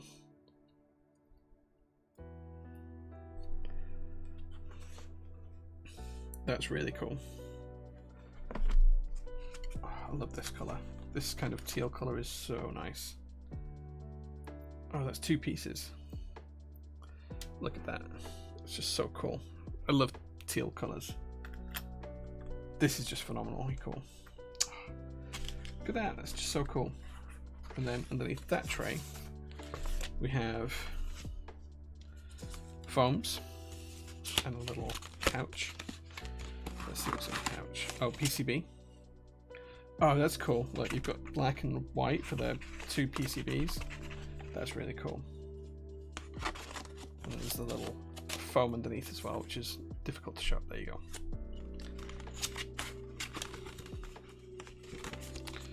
Okay, I'm going to have a ton of fun building this at some point on stream. Probably going to be next week's build stream, I think. I think that's everything in this box. That's pretty cool. Big, big fan. Big, big fan already. Didn't check the accessories box. I like that.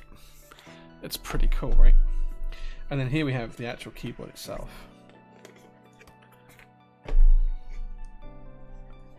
Again, nice little insert.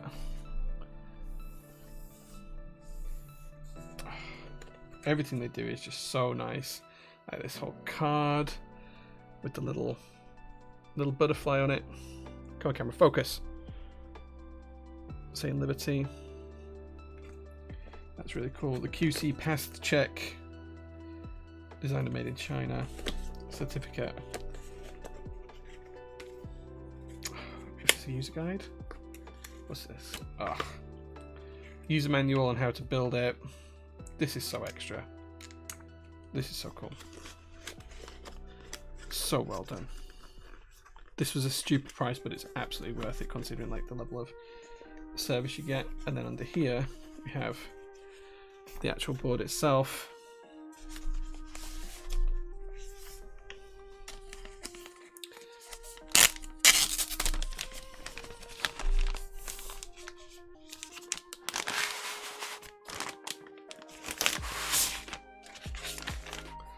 Here you go. So this is one of the logos you can change out here.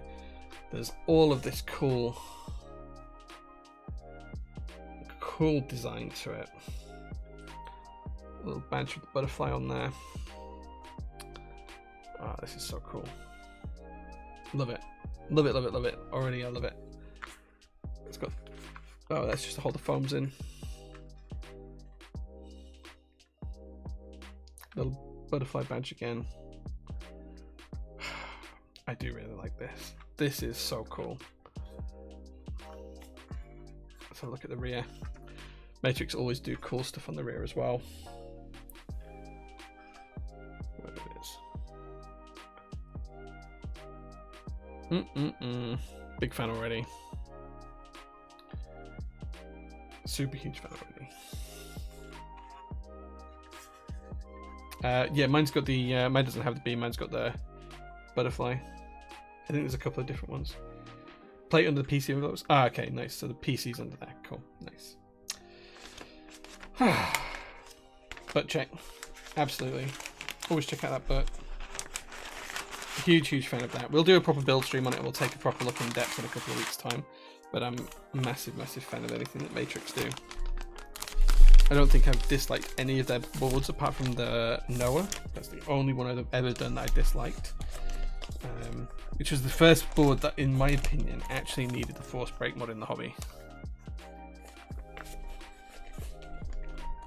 It wasn't called the force break mod back then, but I remember having a stream. This must have been 2016 when it came out, I think, and I showed that by holding and pinching the case together in the center, it sounded way better.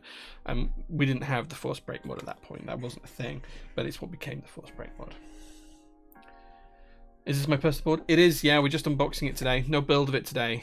I need to get some switches arranged for it. I just wanted to show you guys it because we're doing keyboard chores today.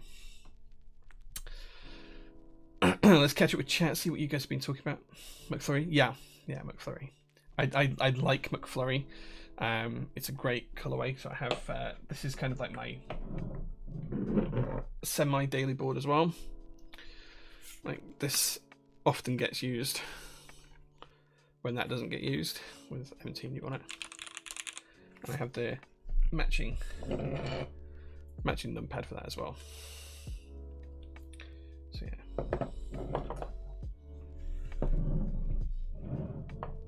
That just lives just under there because if I'm doing spreadsheet work, that comes out and I do the spreadsheet work here as well. So yeah, that's that. Is that MT3 or MT New? This is MT New. This here is MT New.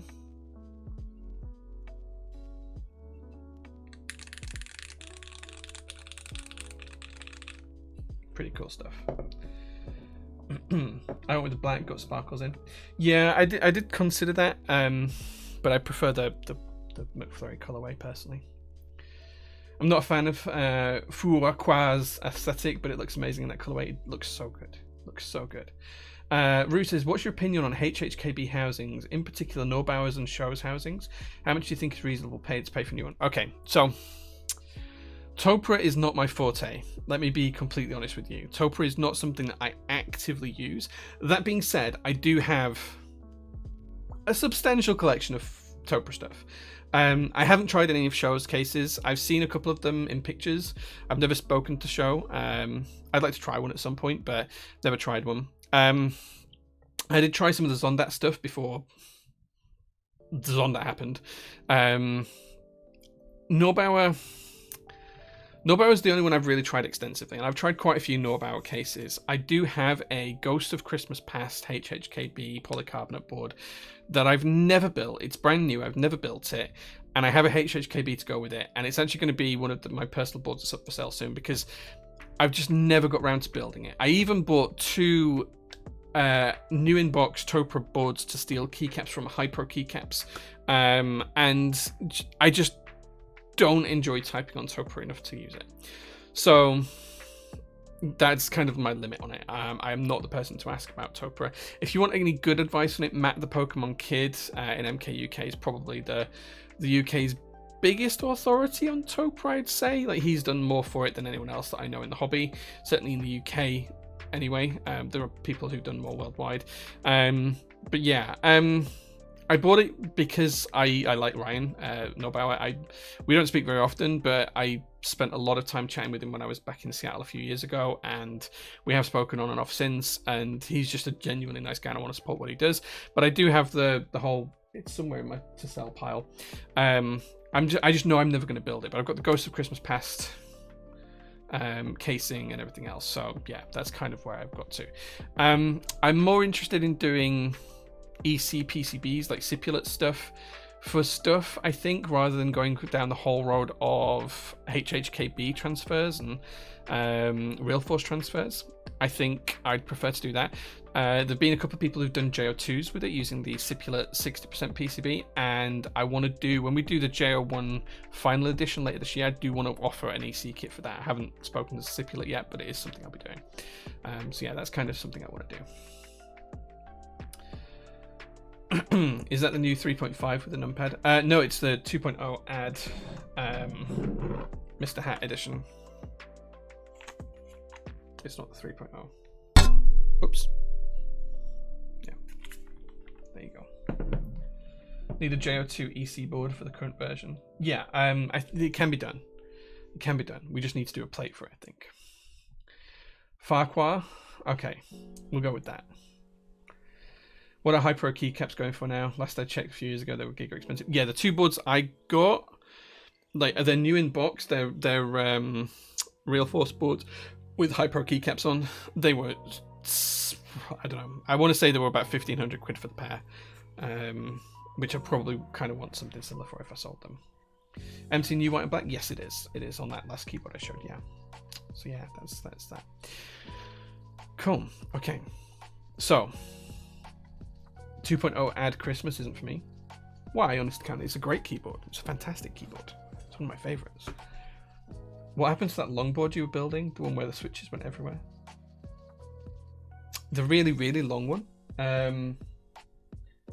It's in my to build pile still. I haven't built it yet, is the honest answer, Gemma. But I will get to it. Right, next up, I was sent these. These are some stabilizers that I haven't yet used, but I've been getting quite good reviews, and are something that I want to try in my next build. So they come with TX style tabs to hold them in. They are clip-ins rather than screw-ins. I'm not quite sure what's supposed to set these apart yet, apart from the fact that there is... Let me try and take this one apart to show you. Well, first of all, they don't actually clip together like a normal stabilizer does. They... well, let me show you on this side. So this is assembled, but you can actually just swivel the housing out. So they don't, like, go together how normal housings do. And they come pre-lubed, and in here you'll see there's like an insert in there. Can you see the black piece in there, which is kind of like a soft material? Yeah, these are the ones that Pyro mentioned. That I've been sent these as like a something to test out, but I haven't got around to testing them yet. It's something that is clearly on my list of things to look at, but I'm going to probably put these in the Farquhar if we build it next week. Yeah, I'm probably going to put it in that, and we'll see how they go. I'm really interested to see how they handle. Yeah, just want to share them with you guys. So those are the new ones coming. We'll try them. What's the difference between MT new keycaps and normal GMK keycaps? The profile, the shape of the keycaps, the legends, pretty much everything. The material as well. So normal GMK CYL keycaps like these here, these are ABS, and MT new is PBT. MT new is spherical, whereas these are cylindrical. The legends you can see are very different because these are left and top generally for like the let's keys. These are all centered, so they're very, very different. They're kind of like a completely different aesthetic.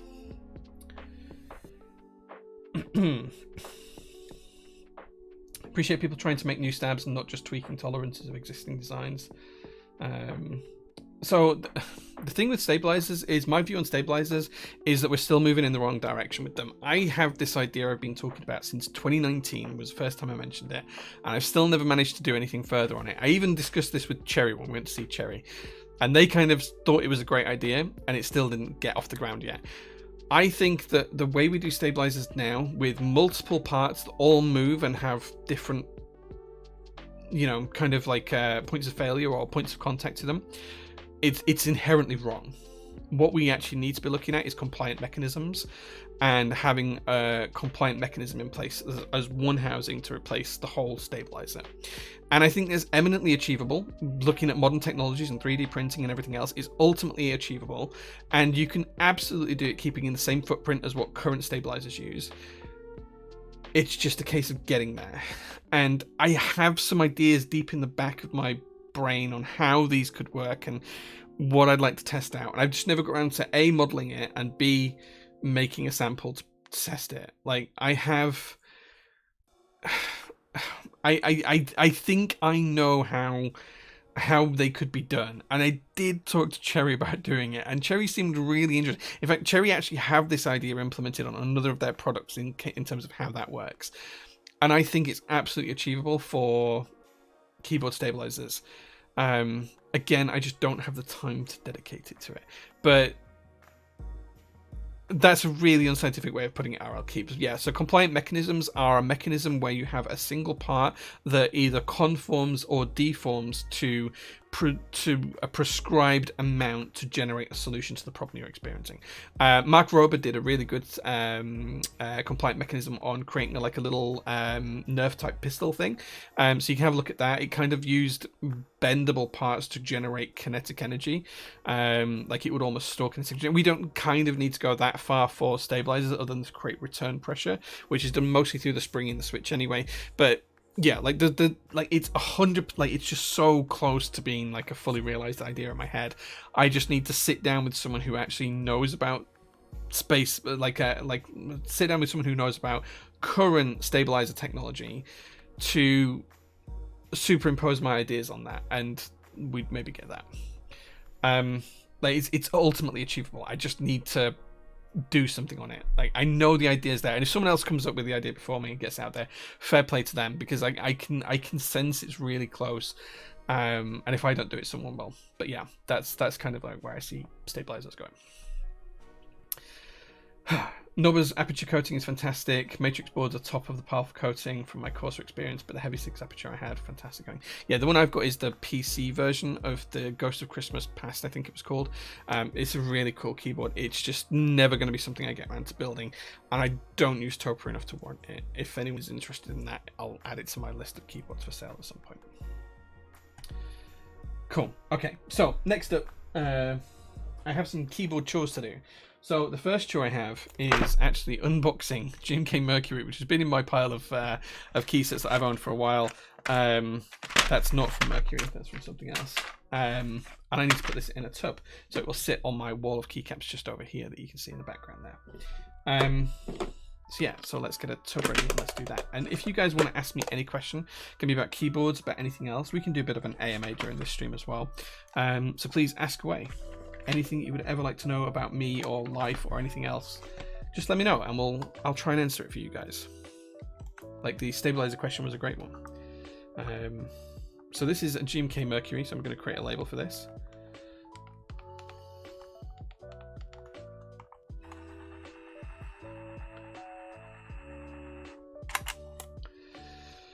And we've got base, space bars, and novelties. Base, space bars, and novelties.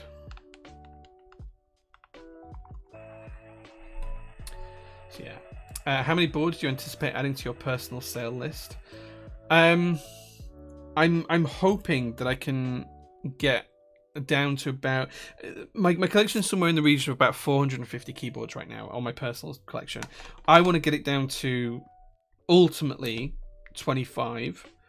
The target for this year is to get it down to about 50. So yeah, so I suspect there's going to be quite a lot listed over time.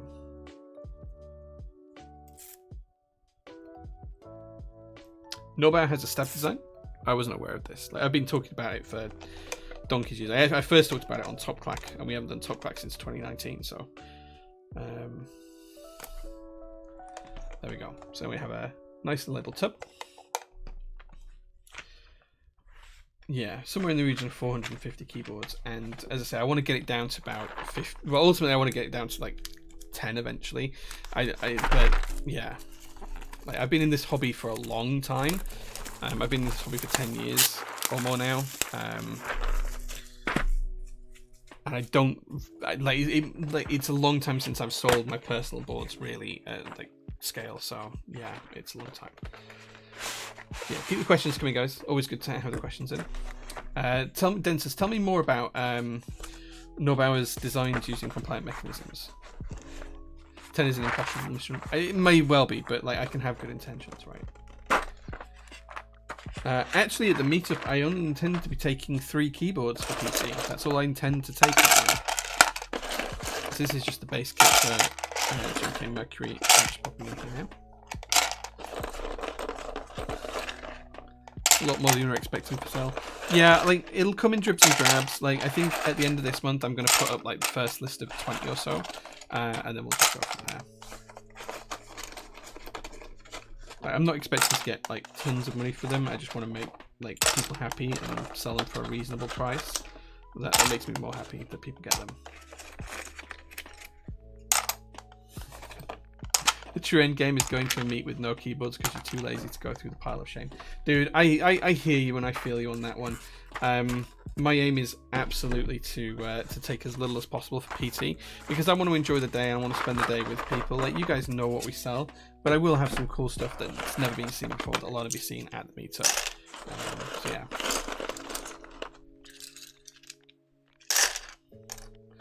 Wasn't even aware the hobby was that old. Thought it sprung up around the time the cherry patent expired, or has it been that long? My aim is to be drunk. My aim is to be drunk at the meetup. Yeah, well, not drunk, but yeah, I tend to spend most of my time at the bar speaking to people. Yeah, so the hobby's been around for a long time. Like 2009 was the time of the first custom in Korea. So like the DK Saber was I think 2009, and OTD started doing their stuff in like 2010, 2013-ish. That's kind of when I got involved, towards the back end of 2013, early 2014, which was when the group buy for SA Calm Depths came about. I joined that. And then the rest, as they say, is history. It's been a long time. The cherry patent expired in 2003. Yeah, so when the cherry patent expired, other companies such as Gateron started making switches to the MX format, but it wasn't really a massive thing for a long time until the custom hobby started to take off. A lot of manufacturers were doing it because of like pre-built boards were coming with switches in. So they were just trying to take some of that market away from Cherry with those kind of options. But I think it really has grown massively more in the last 5 or 6 years or so. I'm still part of the original Hyperfuse F8 debacle. Still haven't gotten it. Yeah, like I remember offering Bunny that I would fulfill that for him, like when he was struggling with it back in 2016 or whatever it was, and I never got a response. I just dropped a keycap on the floor. Like if he's still got the keycaps and he wants to send them to PT, I will still absolutely distribute them for them, no charge. If he's got everyone's details, I'll just distribute it. That's not a problem at all, because I'm still waiting for my F8 key as well. In fact, I think I'm waiting for another key as well, actually. So yeah, I'd be more than happy to have a look at that. Any recommendations for getting a copper brass plate cut for a keyboard in the UK? I have a CAD file. In the UK, you're going to struggle because a lot of the companies that do kind of cutting for things like that don't do any kind of finishing, so you'd have to polish and finish it yourself if you wanted something nice looking. The best option I found is usually Laser Boost. They are based in Spain, but their service is pretty good. Yeah, I've always had pretty good experience with Laser Boost. They've sent me some cool stuff over the years, and I've worked with them a few times. Yeah, Laser Boost. Joan at Laser Boost is really nice. If you tell her that Jay sent you, she'll know who I am, and she might even give you a small discount.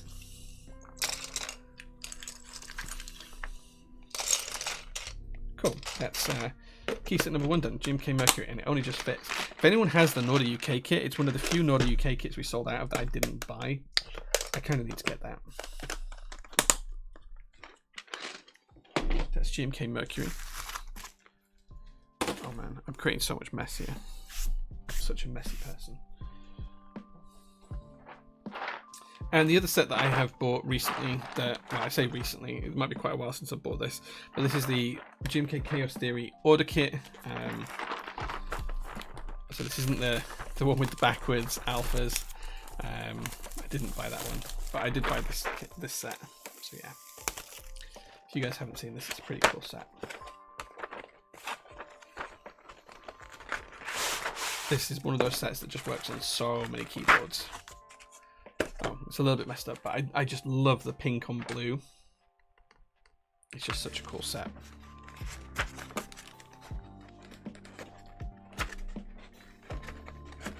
I want to have a Guinness with Jane. You can have a drink with me. Gotta love a bit of pink. You got that on the sale? Nice. Like, it's one of my favourite recent sets of this.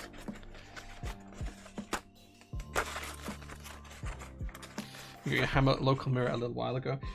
Yeah, we're still waiting for that set to come from Hammer, I think. From memory, like they've still not shipped us that. They had some agreement with Drop that Drop got all of the first production run, and then a second production run had to be done for all the others. It was very disappointing. That would look good on an SPC or JO2. It would look very good on an SPC JO2.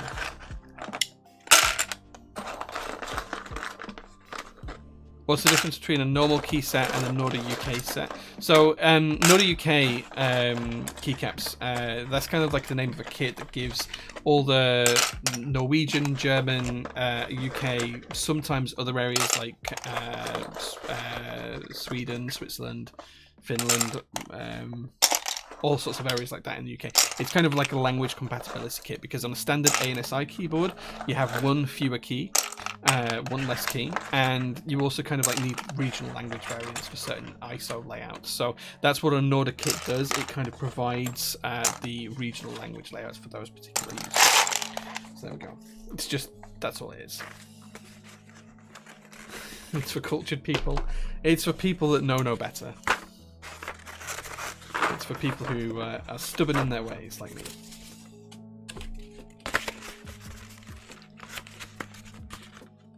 Umlaut. Yeah, absolutely.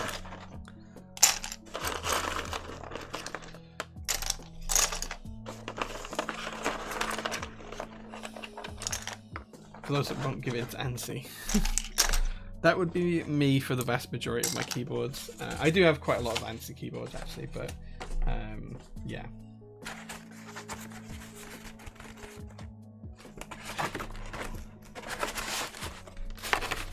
Those weird ones. A, O, O. Yeah, with the umlauts on, yeah. It's the GMK Chaos Theory standard base kit. It's not the Chaos base kit. It's just the standard base kit. The Order base kit. It's not the Chaos one, unfortunately. I think we still have the Chaos one in stock. It might have just sold out a couple of days ago, actually.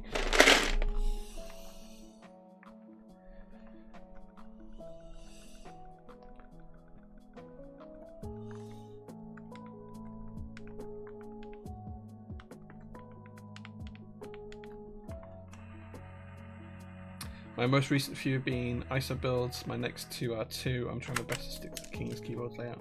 Okay, so sold out. Ah, yeah. I thought it might have been. It was quite popular.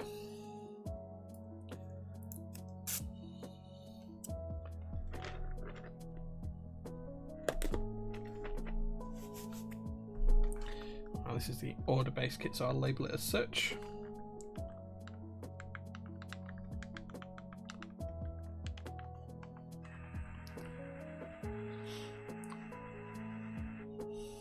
I like how the number of people watching the streams dropped now. They've all used the code. They were just waiting for the discount and now they've gone. That's fine.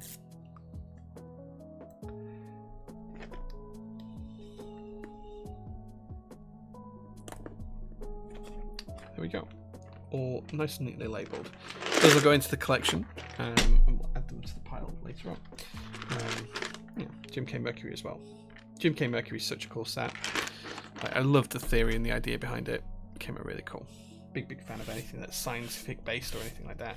God, all the dust now off the GMK packs. Pepega credit. Wait, what? Right. Okay, the next thing I have to do, which you guys can still ask me questions if you want to. is it's time to carry on with my spreadsheet and add some more boards to it. These are boards that I'm going to ultimately have for sale at some point. So let me dig out a share link for that so you can view it.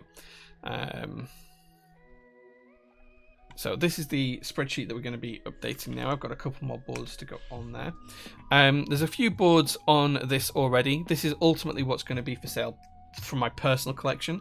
So you can see that we've already added a few on there last week or the week before, whenever it was. So we're just going to add a couple more boards on here.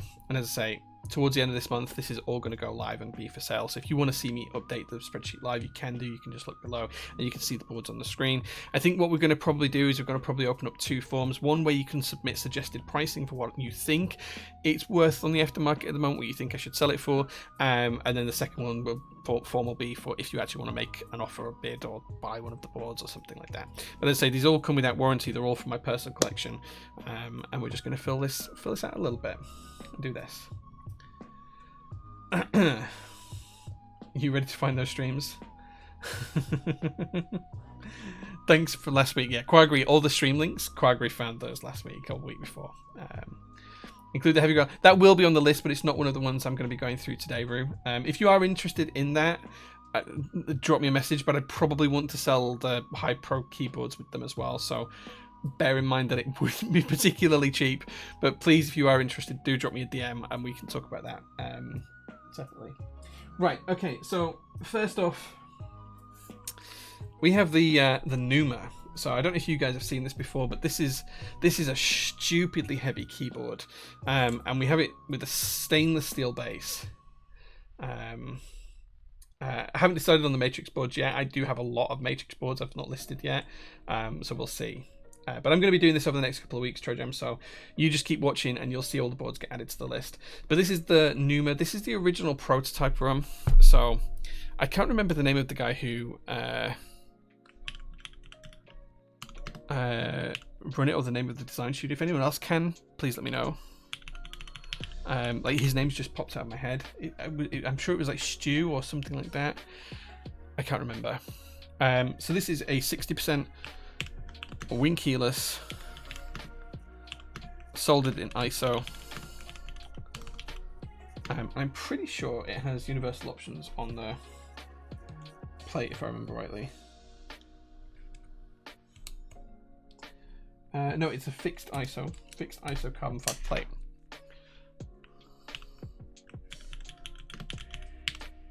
Fixed ISO. Where's the carbon fiber plate? Okay, so this is a stainless steel case. Top is cerakoted in orchid blue. Steph, that was it. Steph, yes. I knew it was something like that. I don't know why I thought it was Stu. Oh, maybe it was right. Steph Student K97. Okay, there you go. No, this is the prototype Duodub. This is before Antipody Studio. This is like 3 or 4 years ago now. It's still like before. It's before they did it. This is one of the original prototype boards. I think there was only like 10 or 12 of them made, something like that. And as far as I'm aware, this is the only one in crushed orchid. So yeah.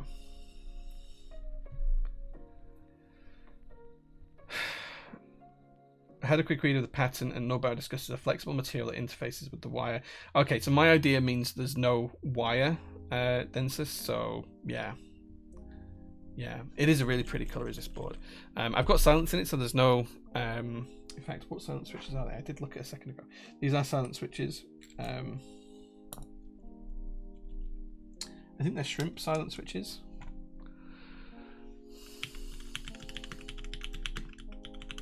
I think. Here's a pattern. Thanks. I'll take a look at that.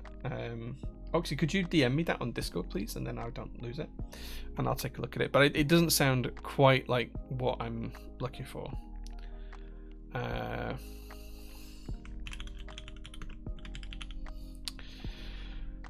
Okay.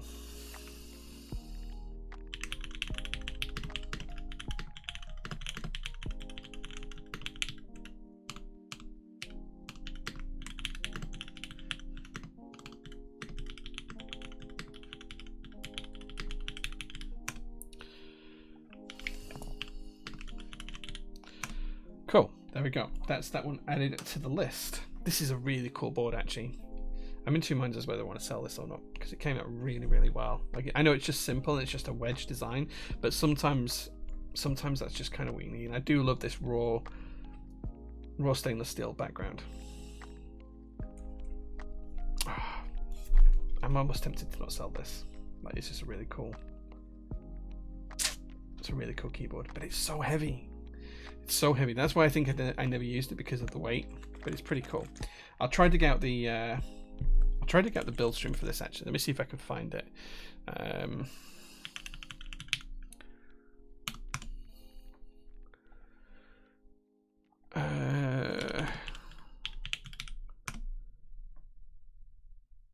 Yeah, I mean, it's 2 years since I built it, but that was easy to find.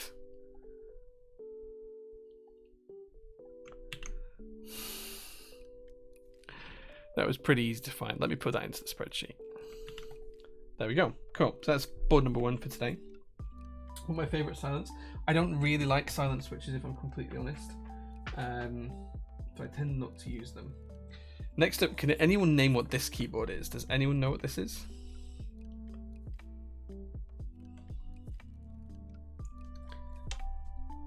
I'll give you a clue. The name's there on the bottom.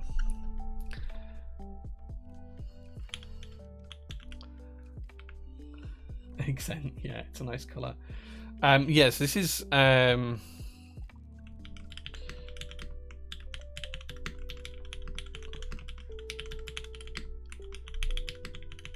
this is an aluminium case that's been cerakoted in sunburst orange. This was cerakoted for me about 3 years ago by what ultimately became Space Cables, I believe.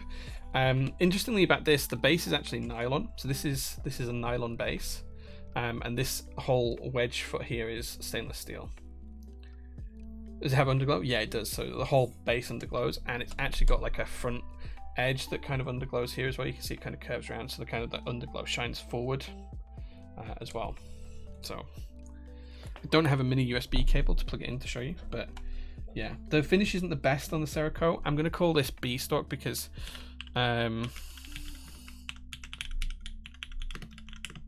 it's not the best finish.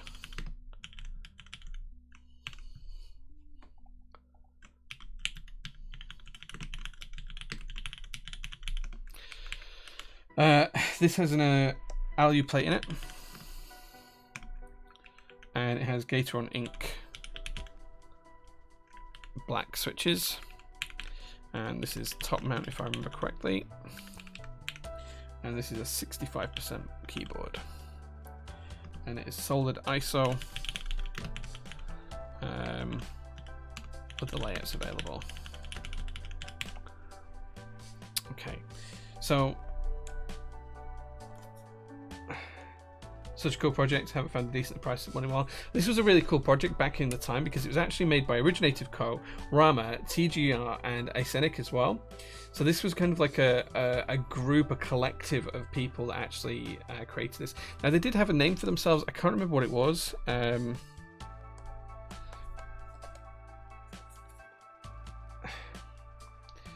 Was an early problem group by, yeah, like it took ages to come through. Like it was TGR, it was Rama, it was Acenic, and it was Originative Co. as well. It was really, really cool. It's a really, really old project now. I think I've had this for probably 5 or 6 years. I'm just going to put MISC down for the designer, for the brand. But yeah. This was originally blue. It was cerakoted in 2019, I believe.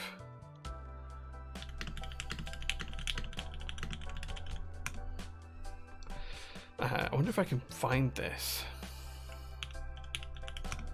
as a build.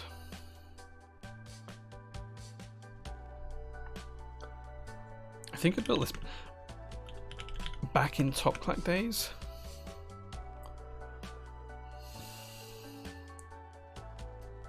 Okay, I can't even find this.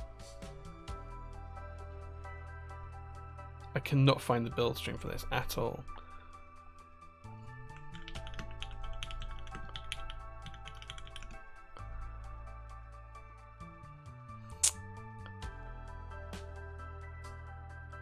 Yeah, I cannot find the stream for this. If anyone else does find the stream for this, let me know. It'll be about 12 o'clock, Gemma. But yeah, just let me know when you're on the way, and I'll let you know where I am, and you can come and you can help me support the bar. Taro was their name, I think. Do you know what? I think you might be right. I think it was Taro overall. Let's update that on the MISC. I'm just going to put brackets. There we go. Would complement the shape well. The Hebe's block caps on it. Do you know what? You're probably right. They probably would work well. I think it was actually Kate's influence on this rather than Rama's specifically. A lot of these, you already had this board in late 2019. Did I? Have you found the link for the build? Maybe it was circulated in 2018 then. If you got the build, let me know. Yeah, a lot of these boards had a problem with this. This foot here is where most of the weight is, and a lot of them snapped the polycarb. Sorry, not the poly, the nylon, which is really interesting actually, because this is nylon, not polycarbonate. Everyone thinks it's polycarbonate. It's not. It's nylon. This one hasn't yet cracked, and it has only 3 support points. But yeah, it's been pretty solid so far. So in the first Top Clack streams that you saw, okay. So you think it was on Top Clack? Let me see if I can find it.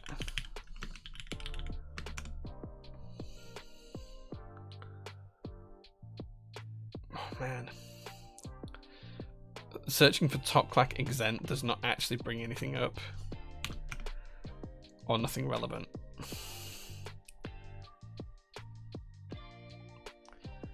Like, I'm just going to do a quick scroll through all the Top Clack videos back in the day and see if I can see any that say Exent. Oh man. Like, I didn't join Top Clack until 2019 though. Did I build it before then? Was it just in the background? I don't know where this would have been. Oh man, I've just seen a video where we did with Mike of Novel Keys back in the Top Clack days. That's kind of crazy. Okay, so there's a stream here from 2018 where it's in the background.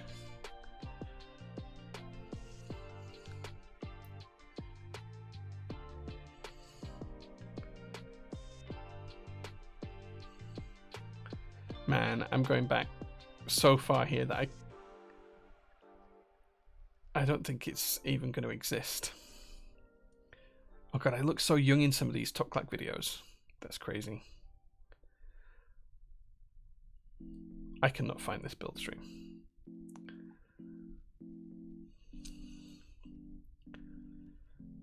This is so strange looking back on Top Clack builds for me. Like, I haven't looked back through these for so long.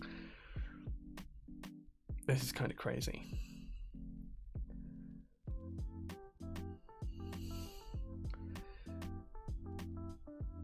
How on earth is it 5 years since I joined Top Clack?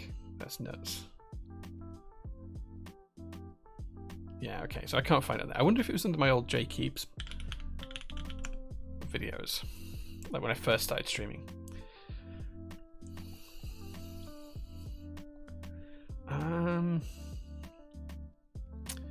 Punchy Royal 66. Man, that's a blast from the past. VEA, Alice.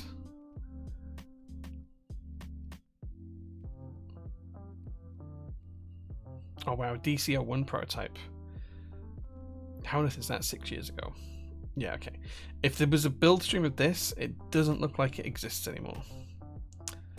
So it looks like I'm going to have to take some pictures of it. That's kind of crazy. Wait, have you found the video? HSA builds an Exent. Okay. Was this where I rebuilt it? Okay, yeah. So this is where I rebuilt it because it was already orange. Great find. Great find. Well done to that man. Oxy linked it in chat. Yeah, nice. Well done. First starting to see. Yeah. It's kind of design language that Kate used. It's very nice. I very much feel that this is a Kate-inspired board. A beautiful Speedmaster. Yeah, this is one of the Swatch Amigas. I've got most of them now. I think I'm just missing Neptune. Yeah, I love them. This is Pluto. They're really good watches. I wear this every day. This is my everyday watch. You just found 12 to 5. I'm old and tired. You're not old. But yeah, 12 to 5 is kind of what we're aiming for. It may start a little bit earlier, it may finish a bit earlier, depending on the venue on the day. But yeah, the main details will be on your actual ticket when it comes to it. But yeah, this is such a cool board. I kind of miss this now.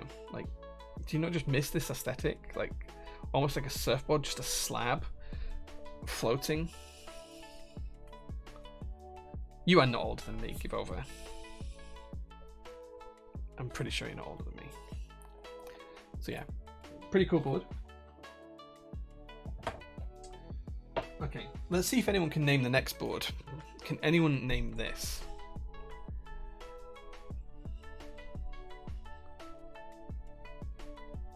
Can anyone name what this board might be?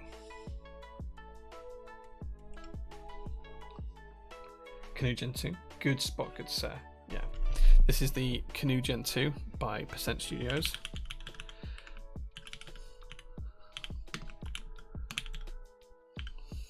This is 65%. Soldered in ISO.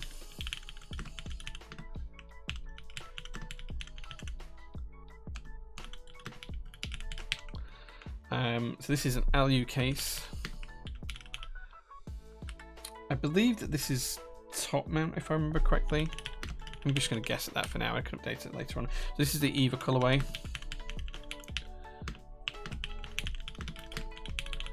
Which is pretty cool. And what are these switches? Oh, these are the Gateron glow in the dark switches. I think I did that. I'm not going to be able to show you, but these switches, the top housings actually glow in the dark. And I'm pretty sure I did that so it matched the green. Pretty cool. Bottom mount-ish. Okay, let's change that if you think it is. I can't remember how it goes together, and I'm not taking it apart today. LU plate. No notes. This is in A stock. Oh, actually, there is some notes on this one. It comes with the PC mid and accent pieces as well. Right, let's see if I can find the video for this one. Nice and easy to find. Got the video already. Cool. Gen 1 was bottom mount. Yeah, Gen 1, okay, Gen 1, it was bottom mount, you screwed it down. I think they missed the trick when they did Gen 2, like it just wasn't as clean as the original generation, and I get that this bit pays homage to it, but the whole shape of the top case on the original one, it was just too cool. Were these actually functional, these buttons on the back? I don't think they were. I think they were just accent pieces, right? They weren't actually functional. And I do remember that the feet were adjustable, but not on the XL. You had to change it on the inside of the case. It's still a lovely color. Do you know what? This would look really good with actually Nightshade. Nightshade looks so good on this. Original Canoe in Poly, Chef's Kiss. I do have one of those that's going to be on this list ultimately for sale when I find it. I have two Canoe Gen 1s. One that was in like a blue teal colorway and one that's in polycarbonate. So yeah, the polycarbonate one's got prototype switches in it as well that were they were made by Gateron, and they were from, oh, I've forgotten his name. Guy who designed, works with Drop a lot, did a load of Mito, that's the name I'm looking for. Mito did some switches with Gateron years ago. He sent us a lot of prototypes, and that's what ended up in that Canoe Gen 1 polycarbonate. Okay, next up. What keyboards am I going to keep in my collection at the end? I've got a few TGRs that won't leave me. So this TGR, which has got my company logo on, that's not going to leave me. All of the J series prototypes, I'm going to keep a J01, J02, J01 Rev 1, J02 Blackout Edition. All of those I'll keep the prototypes for, apart from the ones that I've already given away. I think the original J02s, I only have a production model, not a prototype. I'm also going to keep some of my Matrix keyboards. I've got a 2.0 ad Christmas edition, which is just in here that I showed earlier on, and a few other bits and pieces. There are some other keyboards that are really special to me, some that have never been released actually. So I've got a couple here in the workshop that no one has ever seen outside of like 5 people, which is pretty cool. They'll never get sold, so yeah. So I think what we'll do is once we've sold off all the keyboards I'm not going to keep, I'll do a like here's my collection kind of review and show you the keyboards that I do keep permanently. It's probably going to be 4 or 5 months away before that though. We'll see. Right, okay, this is in a TX case. Let's see what this is. I think I know what this is. I haven't heard from Robert Mikey actually. No, drop him a message, see if he's okay. This is... Oh, okay, so this has got prototype switches in as well. So this is... Someone who's talking about HHKB boards earlier on. This is a TX60 antique copper brushed finish. This is a thing of beauty actually. Antique copper brushed finish, brass plate, HHKB TX60. A huge brass weight on the base. And I'll talk about the switches in a second because the switches are pretty cool. Will you keep an F1? I know you got a couple of those. Yes, I do have one F1 that won't leave me because it's been custom engraved. So yeah, so I've got that. Right, okay, so this is a TX. This is a TX60. HHKB. Soldered in HHKB. Other layouts supported. So this is an LU case, brass weight. These are a sandwich mount, which is a mount that's never used anymore. The colorway, this is a brushed copper effect anodization. The switches I'll talk about in a second because they're pretty cool. Brass plate. Comes in original carry case. And it's a stock.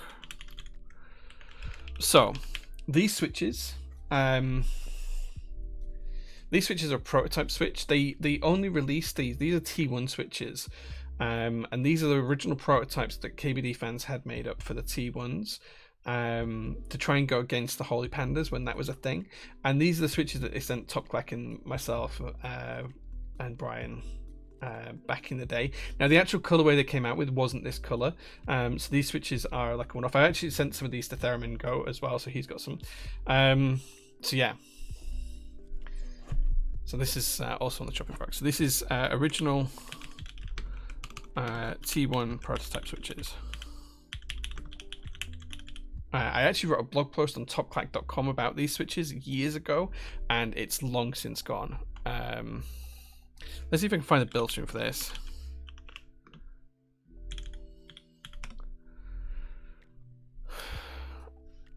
Again, found it straight away. Some of these are so easy to find, and that's because a lot of these keyboards are pretty rare. I know for a fact that there was only 3 or 4 made in this color and layout. The rest of them were all made in standard 60% layout. There's so few in the HHKB layout. I think it was either 3 or 4. The Stelios drama, yeah, exactly. I wasn't going to mention it particularly around that, but yeah, it was around that kind of time. Use chopsticks. Can't believe you're selling this one. Yeah, I hadn't even seen this until I took the keycaps off it a couple of weeks ago, and I hadn't even used this board since I built it. And I built it. When did I build it? 28th of April 2019. So I built this literally 5 years ago this month. 5 years it's just been sat there doing nothing, which is kind of crazy. Looking at my desk at the time, I also had a Singer Polycarb edition, if you remember those, and an Ocelot as well. So I was very much in the Elaine gang at the time with all the Singer gear. But yeah, nice, good, enormous back. I hope he's doing okay. I haven't heard anything from him, so I hope he's doing well. That's true for 95% of your collection. Mira, if you want to follow along, what I'm doing is I'm documenting each of these boards onto like a keyboard collection list that I'm going to have for sale ultimately. So you can follow along and see all the details of the boards and see the links for the original build streams and stuff on there. This is a TX60 HHKB edition in antique copper. In fact, actually, I'll call it brushed copper. It's brushed antique copper. Let me fit that in.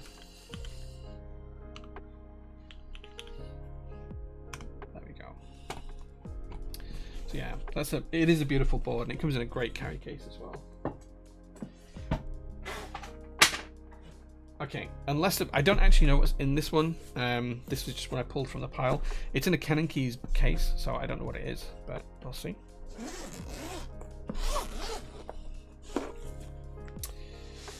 I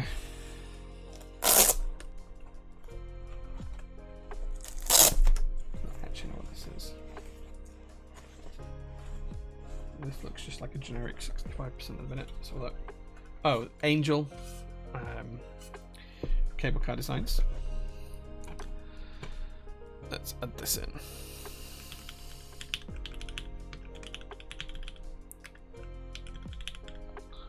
So this is a 65% LU case. Pin mount is what these have, which is the way that Max came up with it. It's a POM plate, I think. Yeah, POM plate. Black E-coat. NA for switches because it's unbuilt. POM plate.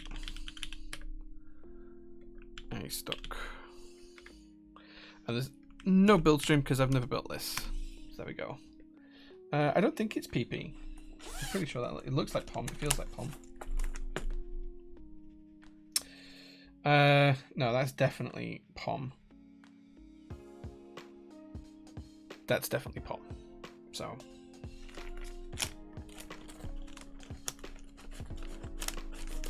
Again, a board I've probably had for a long time and I've clearly never built it. But yeah, that definitely feels like POM. It doesn't feel like PP. There we go.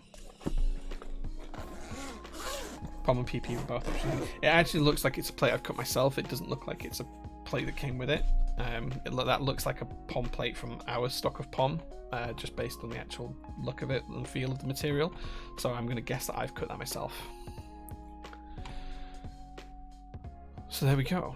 Okay, that's everything I pulled to one side today to kind of go through. So, yeah. This doesn't feel like PP. How come you never built it? It seems like a perfectly nice board. I have probably 100 boards that I've never built. So there's no reason as to why I haven't built them. It just hasn't ever got round to being number one in the build queue.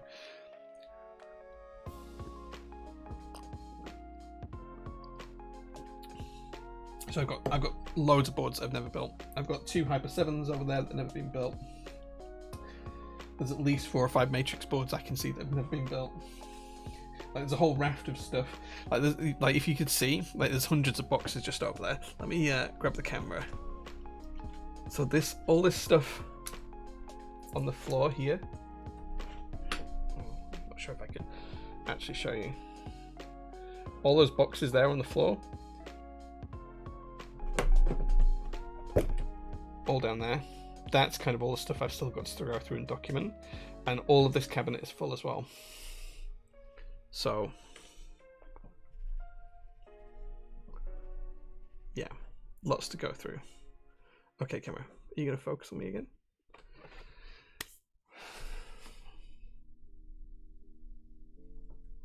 Okay, I'm going to have to adjust that now. I moved the camera. I shouldn't have moved it. And rather than move it manually, I'm just going to adjust it with the control because I feel like I'm going to break it if I don't.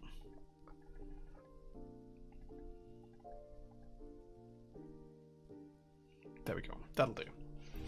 That's close enough. I'll figure the rest out later.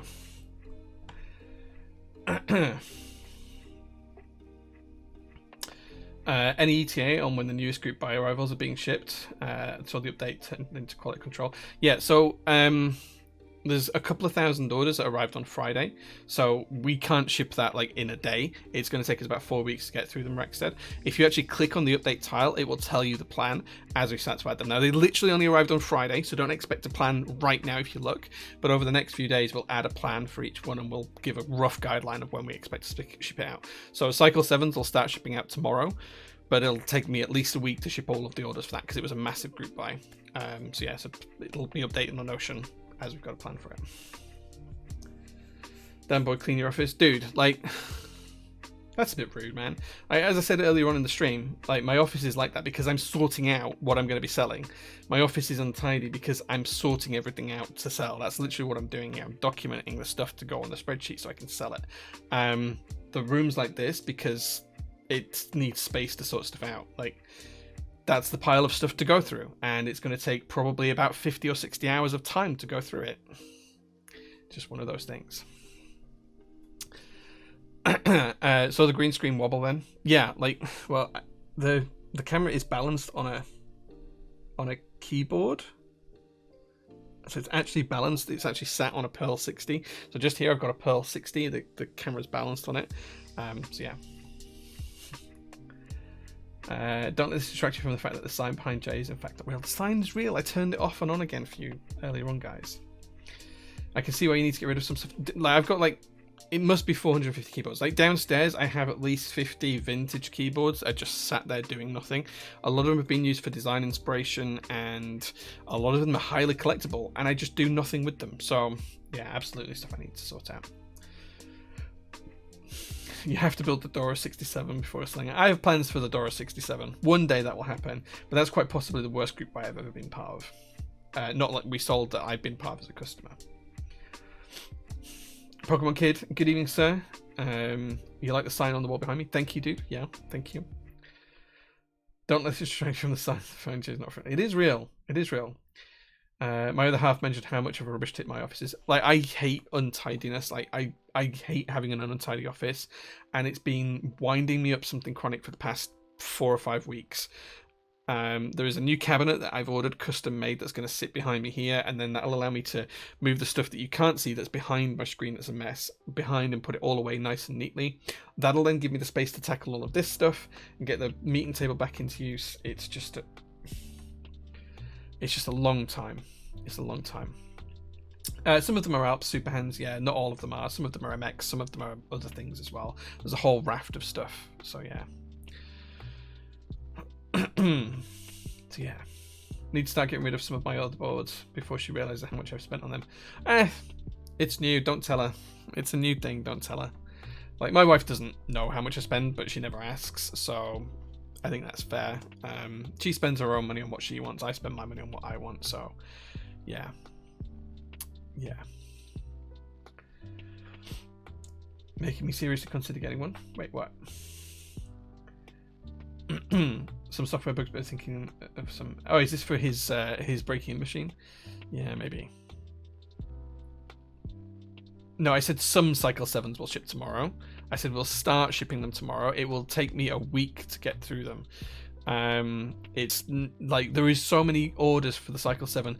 Even if I had a team of 10 people, we wouldn't get them done tomorrow. Like, it's going to take time. But if you log into your account, you can see what you ordered. If you log into your account on prototypist.net, link down here, and click on your order, it'll show you what you ordered. If you check your original email order confirmation, it should show you on there as well. But you can see it back there. So yeah. Like, it's not 2,000 orders for just the Cycle 7, but there's a couple of thousand orders to ship out from the last shipment, because there was about 50 different group buys in it. So yeah, like there's a lot to do, and it's probably, when I say a couple of thousand, it's probably closer to 5,000 than 2,000. So yeah, and Mel's on holiday this week, so I'm in on my own. Like, it's just going to take time to do. It's yeah. 100 switches at once. Nice, that's a good breaking machine. I remember when we came up with some designs for breaking machines years ago on Top Clack, and the one that I kind of toyed around with kind of worked, didn't really work. But yeah, it was pretty fun. There's a Cycle 7 wall in the workshop. Yeah, there is. Like, all down the back wall in the workshop. I can't even get to my actual tools because the Cycle 7s take up all the space. So yeah. Cool. Okay. 900 is a bit fast. Wait, what? 900 what? What's it doing at 900? Is it 900 RPM? Is that what it's doing? 900 a minute? 900 actuations a minute? That's pretty impressive. That's very impressive. We could probably make it faster though. The only problem with 900 RPM is kind of what sort of temperatures are you generating in the switch from friction at that point? That'd be my start to worry. Like, most switches are made from a couple of materials, but they won't stand like stupid heat. So they wouldn't burn, they wouldn't set on fire, but they would melt theoretically. Like if you get a switch and you rub it on a surface like glass, you can get the friction enough to melt there. So I'd be worried at 900 RPM. And you could theoretically make it go faster. Like I could 100% do one that made faster. I'd just attach it to like I've got a couple of spare engines that aren't in cars. We could just attach that to the crank wheel and to the flywheel. And we could have some stupid stuff, but like we could probably do like 900 would be idle. We could do probably 7,000 or 8,000 RPM. Which would be silly. And probably would destroy the switches.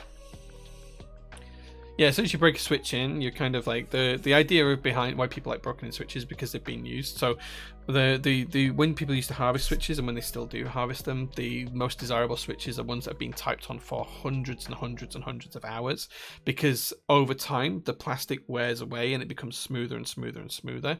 And once you give those a clean and then add some lubricant on, they can become some of the smoothest switches out there. So yeah, so doing like a million actuations or whatever it is will 100% improve the smoothest of the switches. Yeah, tasty. It's pretty cool. Japani Trat just subscribed. Thank you so much to Japani Trat. I really appreciate that. Breaking machines were talked about for a long time, and it's only the past 2-3 years where they've actually become a real thing. So yeah, is it necessary? No. The switches will work out of the box.